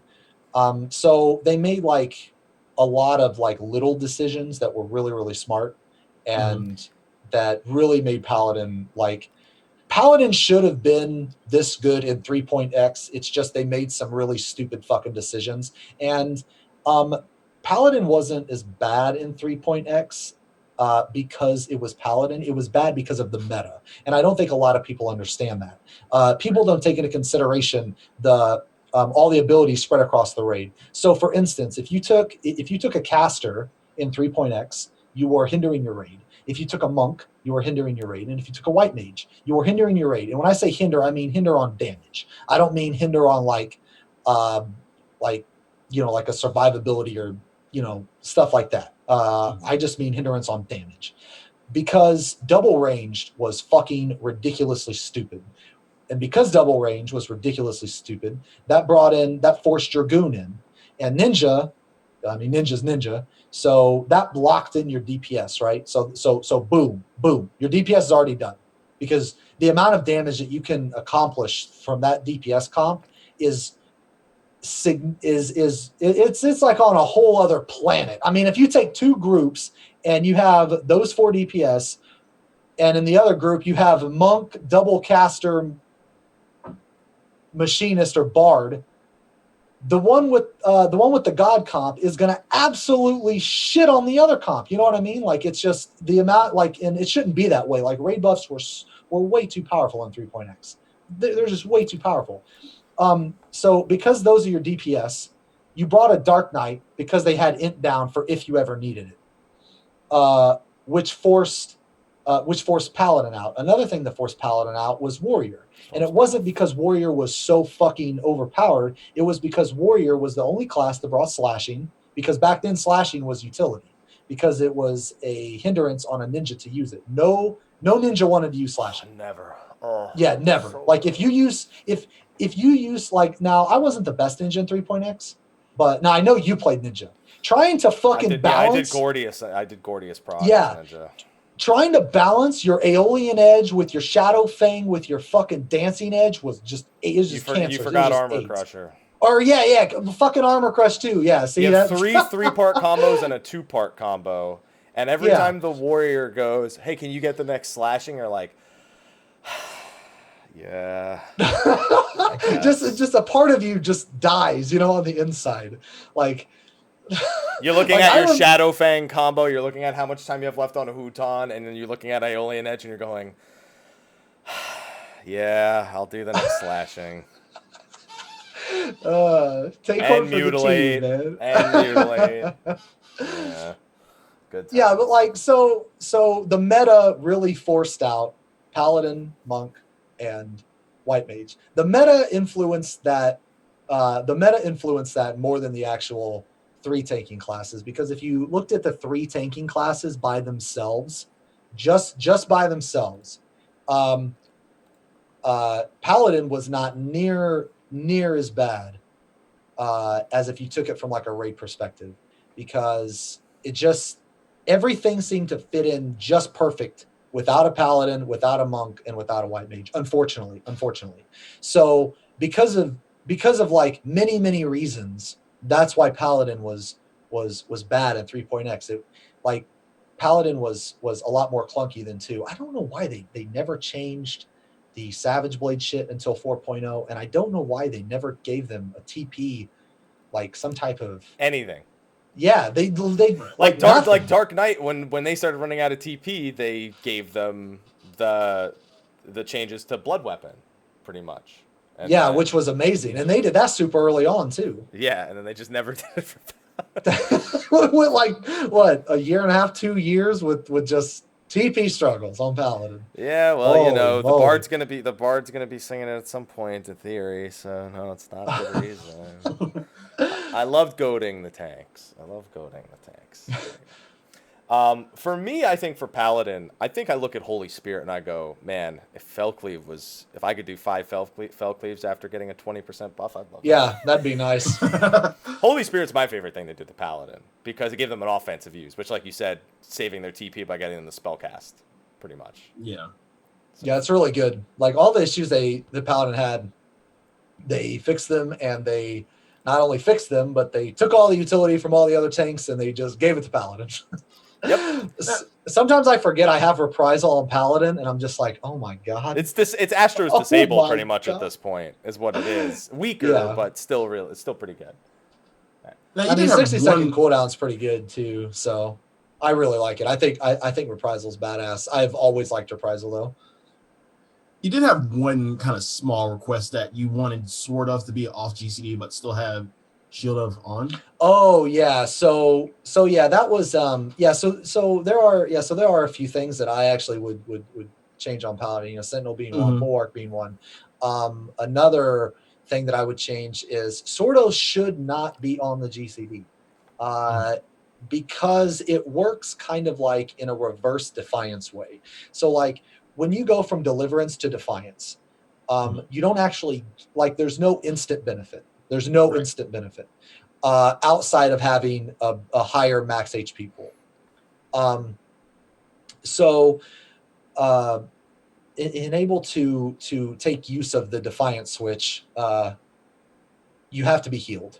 So Sword Oath, so when you go from Shield Oath to Sword Oath, like, yes, you do gain that 15% damage. You do gain the 15% damage. But the same can be said for Grit, because you just turn Grit off. It doesn't cost a GCD. So the fact that Sword Oath is still on the GCD is kind of like weird, I think. Like, I think that Sword Oath should be off the GCD, because when you go into Sword Oath, you don't actually gain the Sword Oath bonus. The only bonus you gain is just not being in Shield Oath, which is the same as Grit, except for like, you already have Dark Side running anyway, right? So you're already just blood buffed. weapon that you're looking at that point. Yeah, so it's like the reason why I think Sword Oath should be off the GCD is just because it would. I honestly think that if Sword Oath was off the GCD, Paladin would be almost perfect. Like, it would be really, really, really solid. I mean, it's already really good now. I'm not trying to say it's not good now. I'm just saying, If you were saying that, then even I think that I'm fucking retarded. But but yeah, no, like, I really think though that for those reasons, the Sword Oath should be off the GCD. It would make, if Sword Oath was off the GCD, it would just naturally make the player base better. And when I say that, I mean like you could pull in Shield, do one Halone combo, and then switch to Sword off the GCD, and it would get players that are afraid to go into Sword like that. It would kind of get them to, I guess, ease into it a little more, because a lot of players are just afraid to drop their tank stance because they don't know any better, when ideally you don't really want to be in your tank stance at all, really, if you can help it. But like, so that's why I think, so Sword Oath I think should be off the GCD, but I don't know, man. Like I said, I could be crazy. I think it would be really, really awesome if it was, but. All right. Now is the time. 270 strength accessories. Here we go. Thoughts? Oh, man. Okay, because you clearly wear them. Oh yeah, of course. Oh yeah. But you. I mean, if you're wearing Vit, you're doing it wrong. You're doing it wrong. It's just as simple as that. But you seem to have some disdain with the fact that it's even an option for you. Yeah, I actually hate the fact you can wear 270 strength, because so we all played during Gordius. We all know that fucking nightmare. All right. Have you seen the GIF of the Dark Knight? And it was in the Elysium group where he plunges in and then from full health gets crit autoed by the hand phase and dies instantly. No, I haven't. That's you should see that if anyone has that handy. Please link it. That sounds amazing. Yeah, that was strength accessories plus no grit. So Jesus. It was great. Well, I mean, you had to. Like in early prog, you had to. You like actually a couple days ago, I said no tank, not a single one, not a single tank cleared Gordius in a relatively good amount of time wearing Vit accessories. None, not one. Crafted at the most Vit you got was from fucking Crafted, because other than that it was strength, and it was horrible, and it was miserable. It was horrible and it was miserable. And the fact that I just don't understand the concept of having Best in Slot be in a new expansion, be a piece of gear from a previous expansion. I don't understand. Like, maybe if it was some weird, like, super set bonus thing that you carried on throughout the expansion, it was like some super crazy relic or artifact armor or something that took you like a very long time to acquire or something like that, then yeah, maybe. But I just farmed these in the raid. Like, I just farmed these in the raid, and they're just the best. And you know what? Some people, like, I actually put Vit in mine. Some people they even go the next step. They're like, nah, fuck Vit. I'm going direct hit. They put direct hit on their 270 slaying accessories. And you know what? They're right. And I'm wrong. I have Vit in my accessories, and I'm wrong. So it's just, I cannot wait till they lock those fucking things out. Like, 7 days. Yeah, it's the easiest fix. And I don't know why they don't do this, because they've done this before, or they've done something similar before. So in the past, I believe it was during I think it was during second coil, they put accuracy on healer accessories and healer gear. They should just put strength on tank accessories. Like, I think that's what they might do next week, because if you read the post, they talk about how tanks find it unsatisfactory when they get an accessory upgrade that their damage values don't go up at all, which is like this desire that they have. So I don't know. I'm kind of leaning. They said that the 270 thing is they're going to do it. They're going to fix it next week. But I feel like they have a plan like what you're saying right now. I think they're going to put like a fraction of the vitality in. I hope so. I mean, like, so right now, right now, there's 120 vit on the vit, or yeah, I'm pretty sure there's 120 vit. So let's say you take 50% of the vit, so then that's 60. So with the 25 that you can meld, that's 85. So right now, that's about what we're getting from the 270 strength. I don't think that's too crazy. I could be wrong, but if it was too crazy, let's just say it is too crazy. Okay, well then let's just say it's like 40 strength or 50 strength. Just any amount of strength, would be very helpful, and it would make everything so much better if they just put some fucking strength on the bit accessories. Because right now, you know what, Sly, you asked me earlier. You asked me at the beginning of the podcast what one of the things that I hated most about the expansion, and the accessories is one of them. The accessories is one of them. That is the most. That's really when I hit level 70. And I saw how much damage I did in Vit. I saw how much damage I did in Strength. I got really sad. I just got really sad. And I just kind of marinated in my depression for a little bit. And I thought to myself, wow, are they really that stupid? Are they really that dumb, man? Come on. Like, they didn't think about this. Like, come on. But yeah, man, 270, they got to go, because the last thing we need is another Gordius meta. I don't want to talk about Gordius. I don't want to talk about it. You can. I don't want to. You sure? I've got some horrible memories of World 3rd through 6th. I'm pretty sure you both have horrible. Yeah, I'm pretty sure. Yeah. No. Hey, you sure you don't want to go? No, I'm 100. Listen, I wasn't in the group that it happened in, but the Dark Knight getting slapped pretty much 100% accurately represents how I felt during Gordius meta. All right. Okay. So Sly, you're up next. There you go. In once we got to Stormblood, we saw like a lot of jobs lose their identity. Most to roll skills. Which tank do you feel lost their identity the most? I think Warrior. I think now the how can you keep saying good things about it when you keep shitting on it? Hold on. Let me. I mean, I can't really fault him for that, and I kind of agree with him on it, but I don't want to hear his reasoning. Did I mention the Warriors? I love it. It's shit in every way.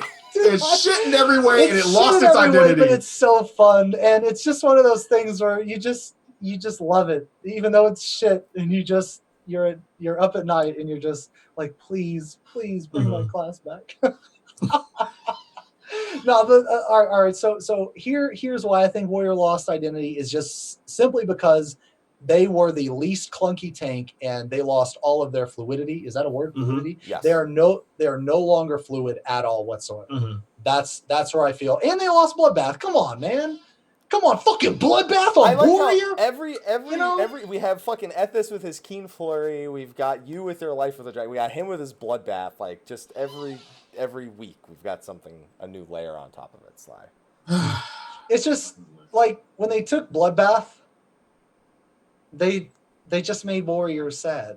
I mean, granted, Rampart's better. Like, Rampart's better than Bloodbath. I'm not trying to say Foresight is what it replaced, though. Was Foresight even a cooldown? It was what, 8? I mean, no. Sometimes. It was what? No. 8? No, it was. I mean, Foresight was a paper hat. It was a fucking paper hat. And don't get me wrong. Don't get me wrong. As a fucking goon tank doing stupid shit, I love that paper hat. I kind of miss it. But we got Bloodbath. You miss Foresight more than you miss Keen Flurry, it sounds like. Yeah, I do. Honest to God, I do. It helped with stupid shit. No, I think that like Warrior lost all of its fluidity, and I think that the loss of Bloodbath kind of because like Warriors were known for being really fluid and a lot of lifesteal. You know, like, Mhm. or at least when I think of warrior, I think, oh, okay, you know, I'm in trouble. I can switch to defiance immediately, with no penalty, and you know, I'll just fucking pop some bloodbath. You know, I'm solid. You know, but they took away bloodbath, and so that kind of sucks. But hey, the them goon biggest tanks thing, though. well, the biggest thing I think is just they're nowhere near as fluid. Right. They're nowhere near as fluid, and I think that probably, that probably took away. I don't know, at least for me. Like I actually feel just as strongly for Dark Knight. I actually feel just as strongly for Dark Knight, but all in the elitist scumbag ways possible. Like I hate it that you don't lose Dark Side. I fucking hate it that you don't have to manage your mana. I fucking hate that any Dark Knight could do it. Like, because Dark Knight was extremely rewarding. Like when you had everything mapped down to to not only the GCD but the fucking mana tick. When you had the mana tick mapped out and stuff, oh my god, that was some satisfying shit. Like there were a lot of times where I would go below I would go below like 200 mana, and the next mana tick would like make me lose my Dark Side, but because I timed it in such a way to where it went mana tick, I had like under 200, Siphon Strike, got the mana, then mana tick. It was so fucking satisfying. So like I think the Dark Knight, I feel very strongly the same way in Dark Knight too. Like, I've mained Warrior a really long time, but I started to main Dark Knight in Creator, and I got pretty fucking confident on Dark Knight.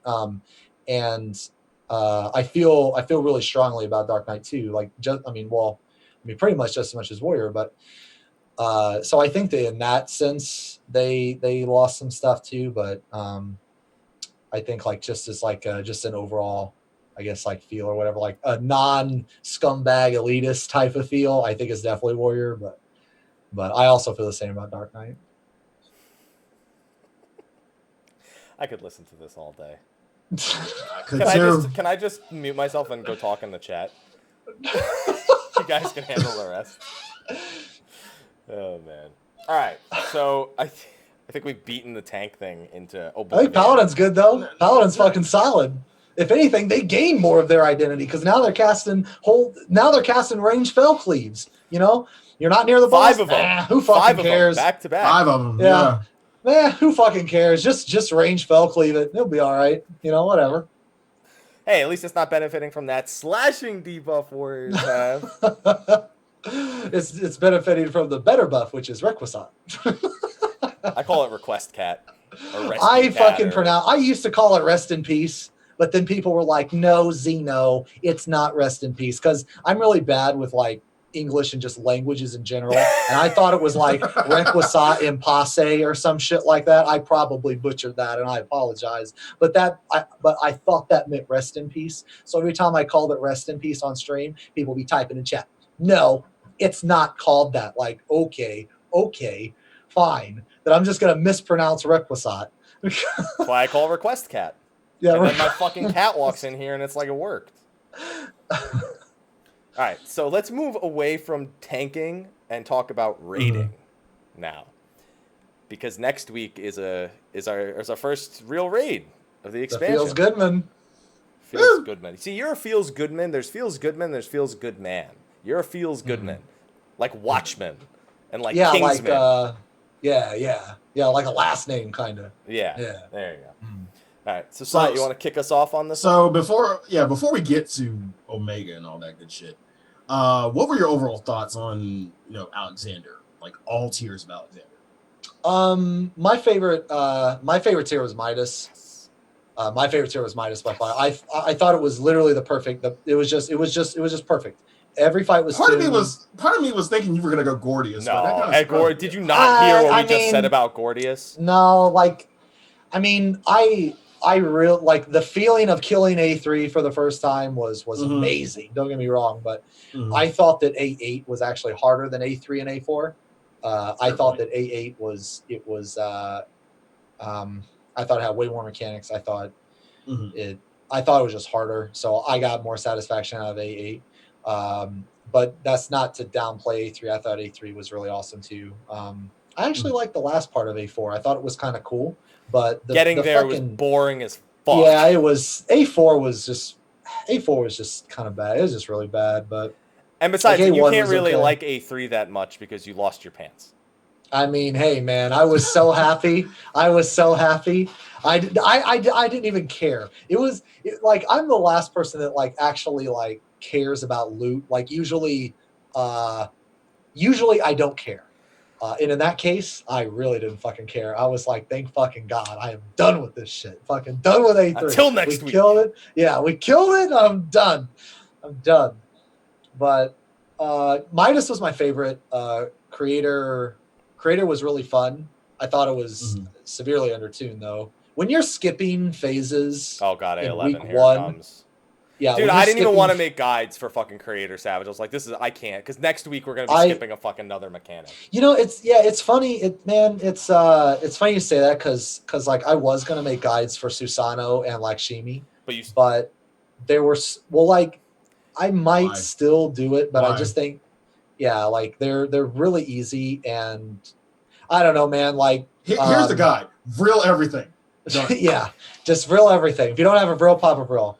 I actually didn't make I went in reverse order in a Creator because last raid tier I started to basically, okay, so in Midas I started to raid on 2 different characters, and both characters were in mid-core groups, and then I decided that my second character, which I know it's kind of a weird concept, but I do have 2 mains. I play my second character just as much as my first, and it's equally as important.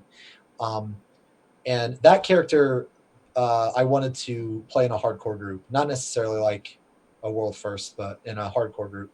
But so in Creator, I rated like 10 to 12 hours a day in that group, and then 3 hours in my other group, and we like skipped a lot of mechanics just because of our damage and of how undertuned it was, and we killed it week 1, and that was like, I think, when was it? I think a week or 2 after was FanFest.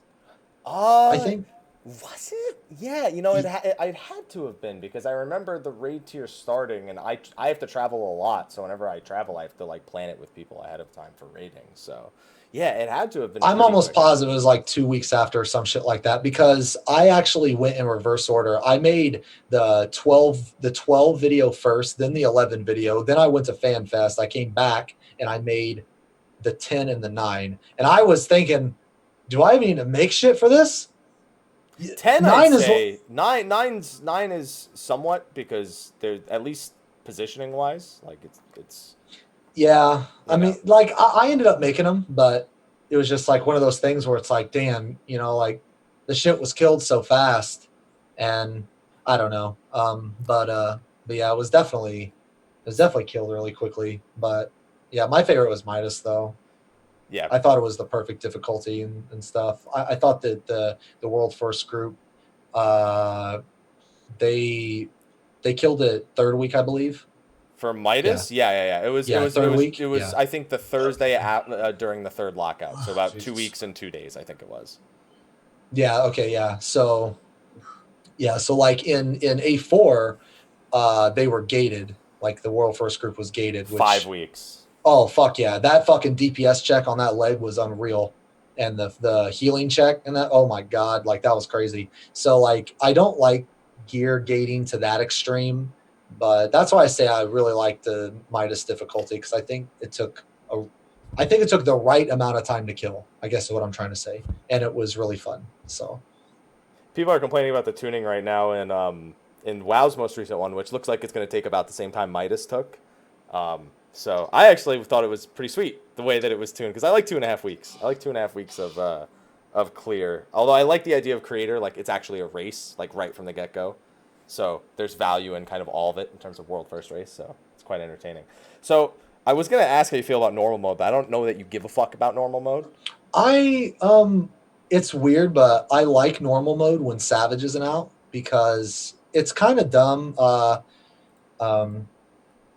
was actually, I can't remember. I think I was talking to Layla about it, and he mentioned, it was like after the media tour or something, he mentioned to,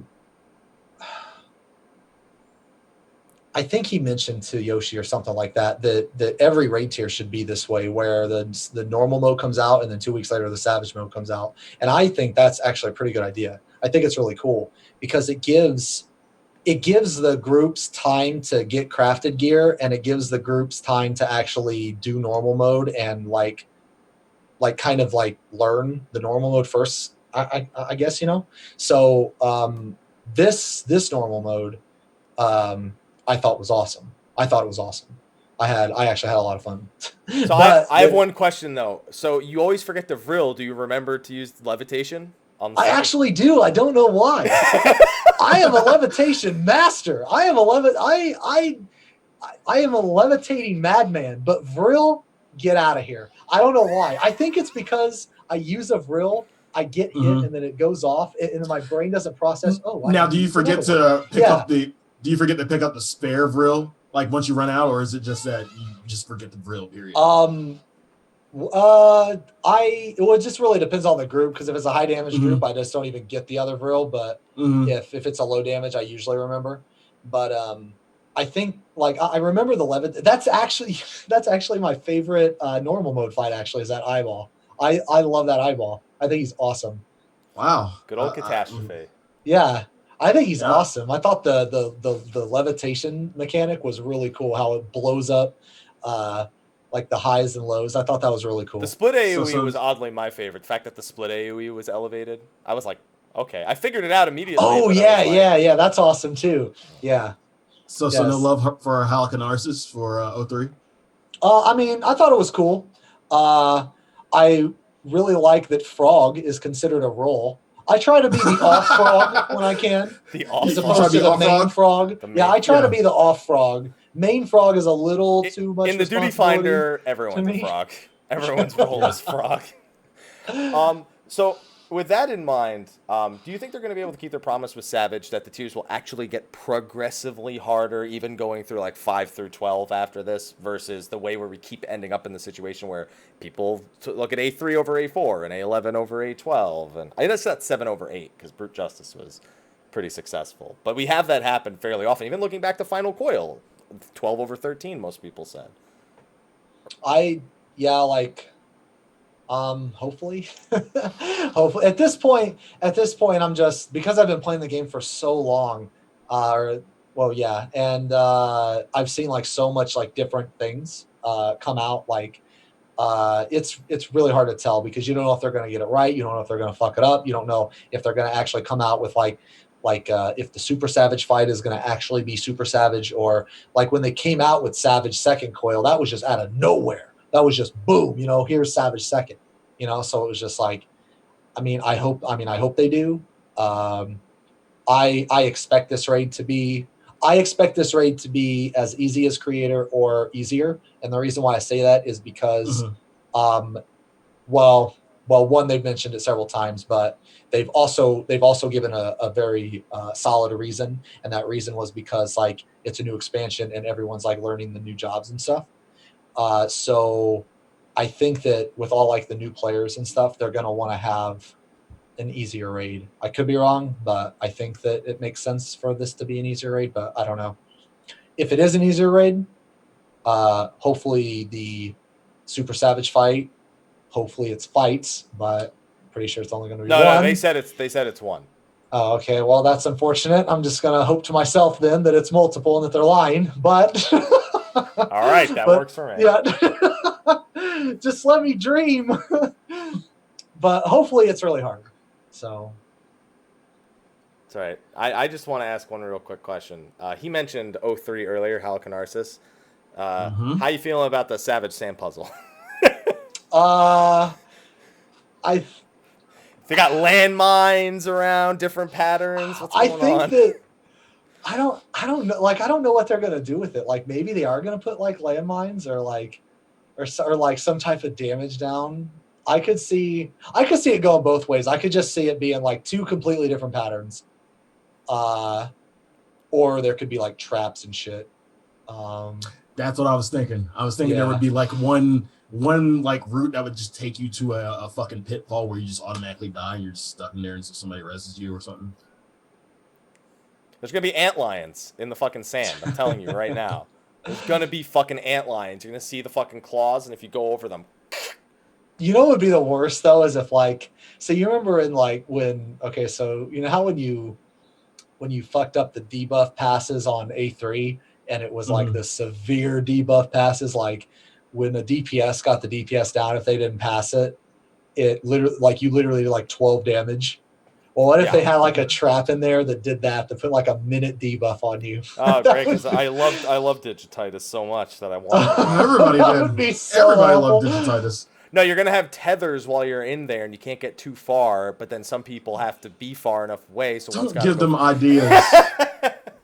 Give them fucking ideas, please, God. You're welcome. Okay. No. So I don't know if you knew, but there's some rumors going around for 04 of having an additional phase, kind of like what AA had with Brute Justice. Do you first off, do you like that kind of idea? Oh, I think it's awesome. Okay. I think it's awesome. I think they're going to do it because, well, they did it with A8. Mm-hmm. And when Brute Justice grew wings, that was so cool. Like when, Right. when he grew the wings and shit, that was so awesome. I think it's, yeah, man, hopefully they make the final phase of that really awesome because the last phase of A8 was really cool too. And do you think this helps encourage like other players to kind of shoot for it just to see what the other phase is, kind of different from normal? I think so. Yeah, like especially like people with like the completist mentality, you know, like they just like, because if there's like if there's like something that's not in Savage, or I'm sorry, that's not in normal mode that is in Savage, it might, like, it would mean there's no way it could hurt it. And I think that like more people would be like, when they finally got to that phase, it would like hype them up, finally, we saw this shit, we're fucking badass, like, I think that would be, I think so. Like, yeah, I think it would definitely like get people, or a reason to get people into it. I'm gonna put you on the spot then, real quick, since we're talking about the last phase of the last encounter for 04 Savage. Who's taking the crown? This competition coming up. Oh man, I don't know, man. Because you're like you said earlier, you don't compete for world first. You just like progress fast. Yeah, like my my hardcore group, we don't. Well, most of it has to do with me, honestly, because I can't do world prog because one, I stream, and two, I have two fucking groups. If I didn't stream and I didn't have two groups, I would try to do world prog. But because I stream and because I have two groups, and it's just not gonna happen. It's just not gonna happen. But I don't know. Like, Angered and Elysium were first and second. I don't know if there's new competitors. I got some friends in Angered. My dude Rafter Senpai and Rios. I got some dudes in Angered, man. I'm fucking rooting for them. There you go. That sounds like that's your vote. But then again, like, I got some friends in Elysium too. Layla Perez. I got some friends in Elysium too. I don't know. I'm torn. If I give an answer, if I give an answer, I'll disappoint someone, and I don't want to disappoint. Or you could encourage someone. It could work like that. You never know. You can encourage the other one, like, I want to be Xeno's favorite. Yeah. All right. So undisputed, unanswered. Can't pick one. No. Can't pick. All right. Can't pick. All right. I'll allow it. It's fine. All right. Whatever. So we had. Oh no. You go. So we've had time to kind of talk about everything we do know. There's shit we don't know, aka Super Savage coming in 4.1. What are your thoughts about this new content? And what I like to call it is the title that you gave your Titan. I call this insert fight name here, Blood of the Living Bone, Dragon Bone, Fell Cleave, Grease Savage Extreme. That. So what do you think it's going to be? Well, I think that they're going to. Okay, so the Super Savage, they mentioned that it wasn't necessarily going to be from a raid tier or like this raid tier, right? So it could be like Twintania, it could be like Shiva, it could be A8, or it could be Titan Extreme, which will be known as Blood of the Living Dragon, Bone Savage Fell Cleave Grease Extreme. That's the fight I think that they're going to do. I think it's going to be Titan. Not because I have a real reason, but because I dream about it, if I can use that reason. so we're going to be getting Rock Morns and pretty much everything. Morns. Oh, yeah. You don't know about our Lord and Savior Rock Morns happening? Yeah, really? I know about Rock Morns. It makes me smile. I just love the idea. I always thought that if we got like a Titan Savage, at one point he breaks the arena into 4 circles, and you got to jump between them. And if he lands on one, and then as the fight goes, he breaks them permanently. And if you fuck it up, you end up in 2 islands crossing each other.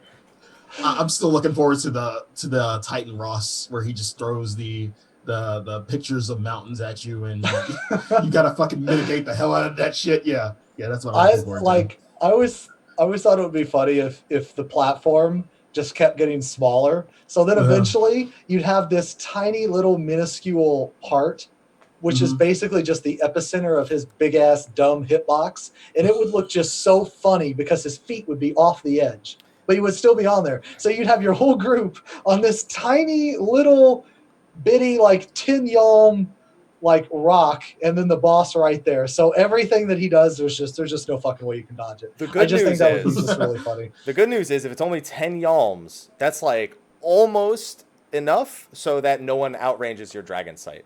Sly. Perfect. Almost. They still have 4 yalms to work with. 4 yalms to work with, but it's gonna be tight. It's gonna be really tight. So nobody's gonna there's no reason I'm gonna lose fucking sight for anything. Fuck that. No. Oh man. Yeah, because the big thing is it's one fight. So like you said, it could be any single one of them. So is there any one fight you would like to see? Are you a Thorn March guy? Are you a Bahamut guy? Are you an Ozma guy? Well, I want to see Titan, but if I can't pick Titan, then I would probably want to see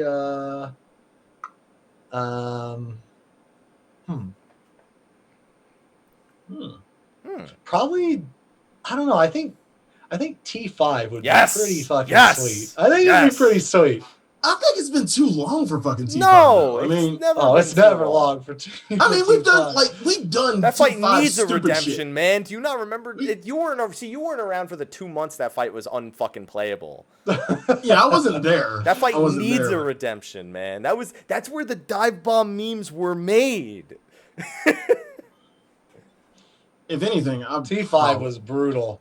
The Twister, man. I remember in VoIP, you just shout Twister, Twister, Twister, Twister, and you'd always see that one party member who's not moving, and be like, "Let's get the fuck away from him." All right. Yep. I'm gonna mosey on over here, completely away from him.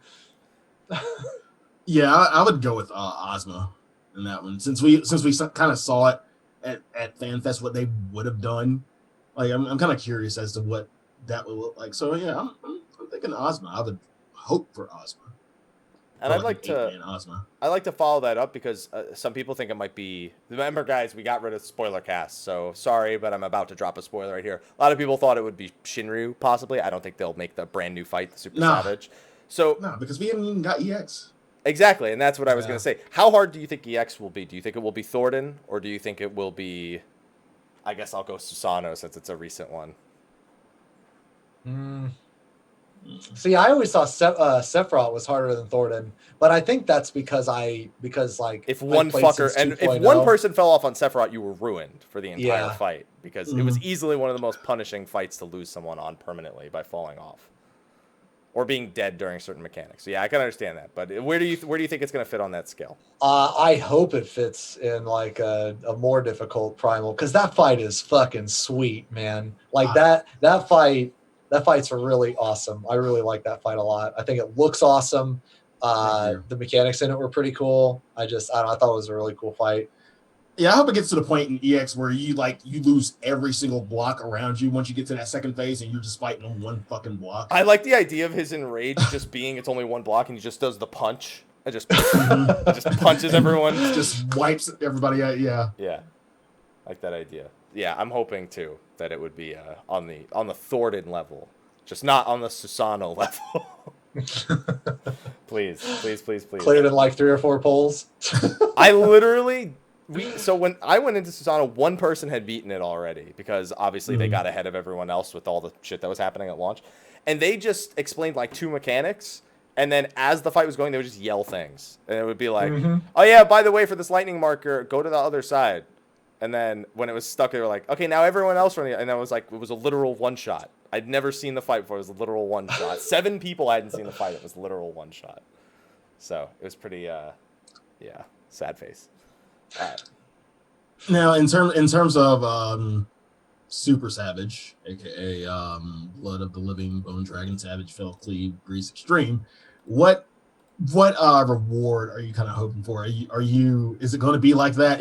Are we going to get a minion, a Lords of minion? Is that what you want? I mean, it'd be fucking funny if that's all we got. No, it's a new Blitzball skin, right? That's what it's going to be. Happy no. Listen, everyone makes the joke at me. I get to make the joke now. I get to make the joke now. Everyone makes it at me. I'm making the jokes now. It's a Blitzball skin. Go. Xeno. I would just want some cool glamour. I would just want some cool glamour. That's it. You don't want a mount. You don't want a minion. You don't want a minion. I think it should be like the glamour that's like the I'm better than you glamour, right? So you kill the fight, you get it, and isn't that what the title is? I mean, a title would be nice, but Xeno, you gotta remember that they got like the relic. They kind of fucked up on I'm better than you glamour. Like I've grinded more than you glamour. Like remember the what was it? The warrior relic that looked like it was a brass like fucking Labrys or something. Well, yes, yeah. Well, hold on. Warrior's got a relic last patch. What? Warrior's got. Was I must have just like AFK'd for like 3 months or something. I don't know. Fucking a year and a half, but all right. Yeah. Yeah, what the fuck was up with that axe, man? Holy shit! What a Jesus! Shit. Oh my god. Woo. It'd be cool if it like gave you like an item dropped, right? And it was just I don't know. Maybe you got like 3 or 4 of them. I don't know. Or fuck it, you just got 8. You got 1 for the whole group. Yeah, somebody says that everybody gets a shirt that says "I beat this fight," like the shirts you get at the Mm-hmm. But for your fucking character in game, I beat this in patch 4.1 too. Like not even like I just beat the fight. I beat this patch in 4.1. There you go. That's it. Glamour. You just wear that fucking shirt everywhere. You just get some Doritos and a lounge chair and just throw that shirt on and you're good to go. Or what if they had glamour in it that was dyeable? Like so you killed the fight, you got the glamour, it was dyeable, but then like 2 patches later they removed the dye effect. So you could you could always tell who killed it when it was relevant, you know? Yeah. Because you'd see it. Yeah, you'd see it dyed and stuff. Oh man. All right. And then last thing with Super Savage, it's not even about Super Savage, it's about 4.1, because now we've moved into the expansion. We've started off, we're getting Savage, we're getting Lost Canals. They have Eureka planned for 4.15. They have the housing in 4.1. They have the 24-man raid. They have all this shit going on. Is there anything that isn't Savage or Super Savage that you're looking forward to in 4.1 in particular? Please don't say Blitzball. Some warrior buffs. That's next week. Good. Actually, okay. Like they said, they've like talked a lot about Eureka, and they said how it wasn't going to be like Diadem, and I had high hopes for Diadem. And they were crushed. Oh, we all did. And they were crushed. And then they built up the hopes again. They built up the hopes again, and then they crushed them again. But I don't know how yours got crushed. I really don't, because like my expectations for nil for new Diadem. I'm sorry. Yeah, it's because It's because I want to believe that it would have been good. Like, even though everything around me was telling me that it wasn't, I wanted to believe that it was going to be good, but it really wasn't. To be fair, though, if you guys had done the emergency mission, like, I don't know how many I completed it on my very first attempt and never again. I actually really liked it. I thought it was pretty cool. I liked the 3 different bosses. They each had like their own thing, and then the guy in the middle. I thought it was really cool. And if that spawned like every single diadem, then I thought that would have been really cool.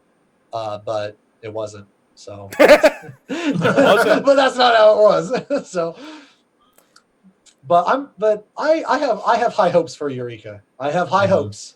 Well, Eureka has a completely different reward structure since it's for your weapon and potentially armor that works the same way as like relic weapons where you like modify the stats on it and shit. So yeah, I mean, it has to work somewhat differently, right? Hopefully. It's not just going to be fates, right? I mean, we could. I mean, that's how we did all the other relics and the other primals. And,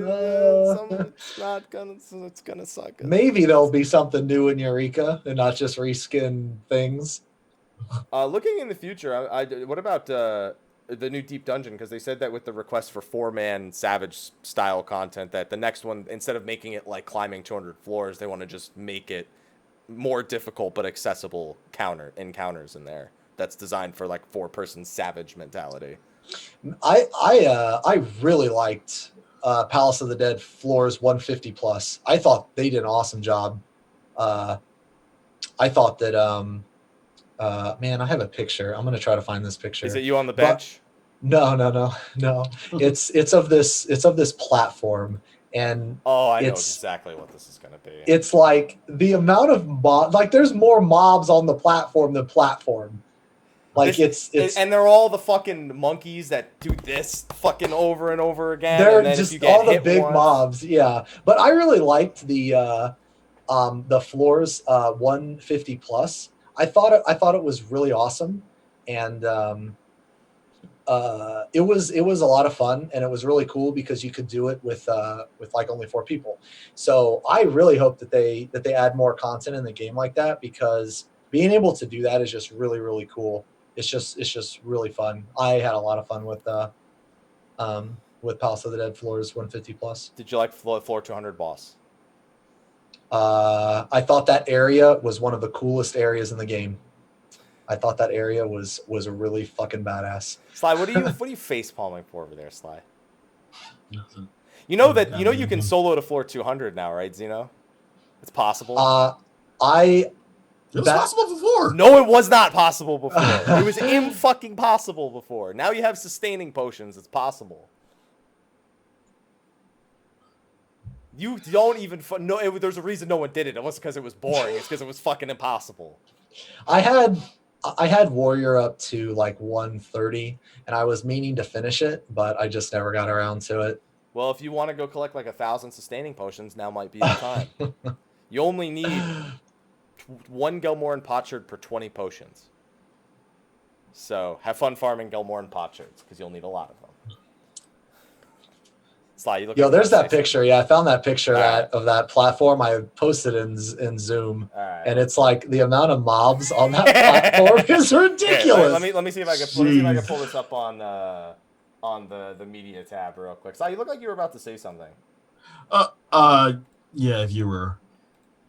Oh yeah, hold on. I'm trying to there we go. All right. Let's see. We got 1 Garm, 2 Garm, Dragon, Worm, Archosaur, Claw, Dragon. I've seen it more populated than this, believe it. I've seen it like twice as many mobs than that before. It gets even fucking worse. So yeah, like I like shit like that though, like how crazy that was. I mean, we just went in there and like one-shot everything, but because we used that big guy, but but it was still really fun. So Sly, this is like the 3rd time now we've cut you off. No, I was gonna ask, because we kind of skated over it when we were talking about tank. But were there any, like, out of the other jobs, were there any jobs that you kind of liked or were disappointed in? I was really happy to see Monk be awesome again because Monk is our tackle mastery skill is just great. It's so fucking dope, man. I love having fucking 3 different tackles, and the only good thing about that is when you shoulder tackle and Fists of Earth, it knocks them back 10 y'all. Yeah, because that works on so many enemies in the game right now. Oh man, so many enemies. I don't know why they see. That's a dumb decision. Like Rill of Fire, I thought was pretty cool. Brotherhood is awesome. I don't know why they decided to make the tackle mastery a trait. Like all that is basically the tackle mastery trait and the riddle of wind, the wind tackle, the fire tackle, the earth that's 5 different things devoted to just saying you do 30% or 30 more potency on shoulder tackle. Yeah, that's really 5 abilities. Holy shit. That means I gained 6 potency per ability. Like I would have liked if it was anytime you changed forms, your tackle reset like the way Shikuchi is with Raiton. That way, like when you riddle of Earth, like you run out, you riddle of Earth, and then it's just you have it automatically for the next part. Like that's how I feel tackle mastery could have. I don't know why they focus on the tackle so much. It's just kind of weird. It's just they made some weird decisions. Like I really like Monk though. Like Monk's been my favorite melee DPS since like 2.0. And I mean, I can't really say that now because I haven't leveled Samurai, but I was really happy to see that Monk is really fucking good now because I love Monk. So I'm a Monk main. Call yeah. Anything you were disappointed in? I was disappointed to see that fucking hypercharge just gutted to the fucking ground. Holy moly! Sorry. Oh my god! Like. Machinists, Dragoons, Warriors. Yo, come on. Come on. Okay, here's the thing. Like, from the Goon standpoint, here's the thing. Yeah, it's looking at all the logs and shit and comparisons. I kind of feel like we got to shit on a little bit. Luckily, I have ACT now because I run on PC. Yay. So, like, even comparing myself against, like, other Goons, I'm like, okay, I'm pretty much on par. I'm there, okay. But, like, just seeing the damage output that every other melee does, I'm like, bro, this build up ain't shit. Like, we need something. We need something, please. Please. Every time I go into Susano and, like, I'm just going fucking ham. I'm about to go Nastron, and then... You're fine. He's not fucking sword. Well, fuck you! Not fine. Fuck you! Nothing's fine at all. Not even remotely fine. I mean, it's like I'm not raging. There's adjustments to be made, but it seems like the theme of Heavensward is the easier the job, the more damage you do. You mean at least it is to me. You mean Stormblood? Or what I say, oh my God, I have called Stormblood Heavensward so many times, it's unreal. One day I will get it right. One day I will know what expansion we are in. I promise. But yes, I'm in Heavensward. The theme of Heaven, oh my God, dude, I'm fucking done, dude. Yo, okay, we are in Heavensward now. We are in Heavensward. We're in Heavensward. Now, you know what it is? It's the fucking Gordius meta fucking with me, dude. I can't get it out of my head. It's a realm Heaven's blood. God. I can't get the 270 strength out of my fucking head, man.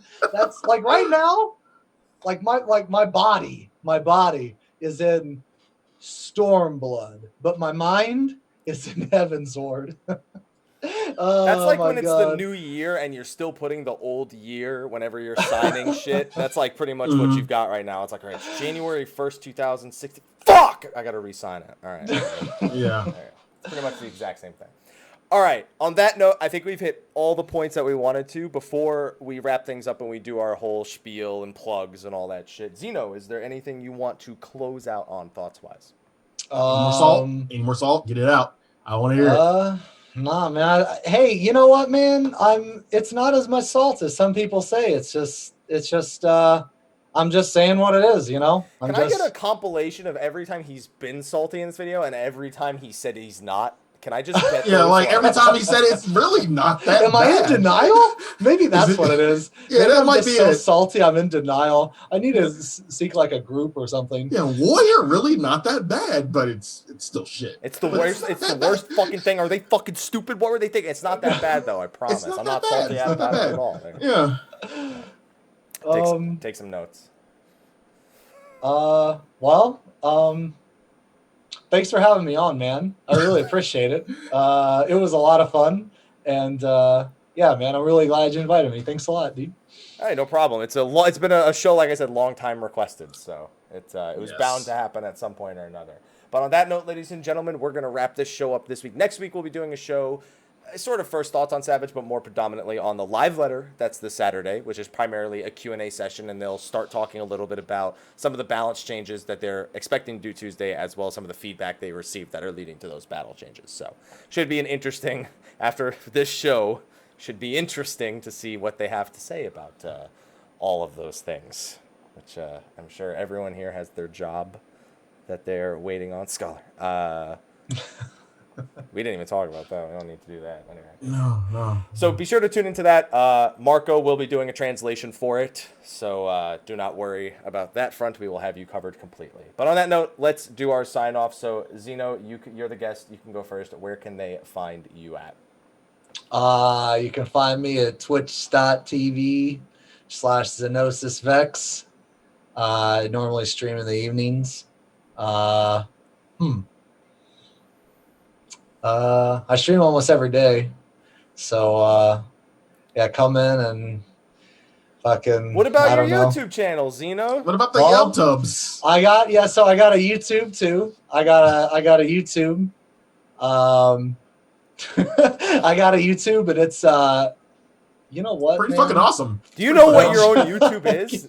You know, I used this. No, like, so I made this years ago, and then right after I made this, I switched to, because all my old stuff used to be Tyrant Pox, but since I started playing Final Fantasy, I switched it all over to Xenosis. So like, some of the very old stuff about my YouTube and like email and some of that, it still has some of the old shit in there. So I'm just gonna go here just to make sure. Okay, so yeah, so it's it's just XenosysVex. Yeah, XenosysVex on YouTube, and it's the same for Twitch. Yeah, like I said, man, I stream almost every day, and I stream evenings, but for Savage, I'll be raiding in 2 different groups, raiding in a hardcore group and a mid-core group. And I'll be streaming for 10 to 12 hours on week 1 in, yeah, I'm going to be alarm clocking it. So I will be on immediately when servers are up, and I'll be raiding all day with one group and then jumping into the next group. And I'll be doing that for a week straight or until we kill it. So hopefully we'll kill it in the first week, hopefully. But yeah, so I'll definitely be doing a shit ton of streams next week, all EU friendly. EU friendly. I have a lot of EU friends, so. But yeah, so that's kind of what's coming up, and then yeah. So you may know that I like to give Slyh nicknames based on some different words I've now read from the chat. We're gonna go with Master of the Pugs, Disaster in the Plugs. That's what we're gonna go with right now, because everyone was like, "This is the worst plug ever." You're getting bullied in my chat. I'm sorry. You're getting bullied. Goddamn. And Slyh, you're up next. Where can they find you at? You can find me on twitch.tv/Slyakagreyfox. You can find me on Twitter at Slythefox, Instagram Slyakagreyfox07, Facebook Slyakagreyfox, YouTube.com/The Velvet Room. On Behemoth, Savage is coming up. I know you need pots. I'm your dude. I'm your dude now. If you need them pots, if you need that dank shit, you come see me. I got you. I wish I was on Behemoth, but that's Primal Data Center. I know. Sly's so used to getting that from me so often. Yeah, it's like Slyh just hearing it from somebody else now, it just makes it even worse. Slyh, the good news is that up until yesterday, I still had to get logged out every day. All right. So you didn't have that for No. But we still have fucking congestion because there's that one time I couldn't even get into the fucking locks because of fucking congestion. Man. So apparently we need that. Man, apparently we need that thing kickoff. About Ixion. That's unfortunate. Yeah, people couldn't even get into the zone. Man, that was my last night where I was in the zone and everyone was like, "Get out! We need to do the main scenario quest." We're like, "Sorry, man, your main scenario quest can come anytime, but Ixion's once every 3 days, so this feels bad, man." All right. And where can they find you, Mike? They can find me sweating my ass off in Southern California, dude. It's brutal. It's brutal in here with these box lights and shit. Even with this fan, it's not doing shit. I need a fucking portable AC or some shit. You can find me Twitter, Twitch, Facebook, YouTube, and Instagram, all Mr. Happy 1227. Started playing Zodiac Age today, since I've been waiting for it for quite some time. In the process of making some beginner-friendly videos. It's all old information because IZJS and the original Final Fantasy XII had a lot of these tips too, but a lot of people picking up Zodiac Age for the first time. I think I could make some general power leveling, guild, item location guides and stuff like that. So hopefully people will find that useful. But on that note, gentlemen, we're going to move over into a pretty short post-show. I don't know about you. I'm hungry. I am hungry too. I had very little to eat today, so I'm feeling the food right now. So let's move over into a short post show, and ladies and gentlemen, we will see you next week to talk about live letter number whatever fucking number it is at this point. It's just the next live letter this Saturday. We'll see you then. Until then, take care. See you next week. Peace. And that's good. Perfect. Good show. Excellent show. Awesome show. Oh yeah, that was a lot of fun.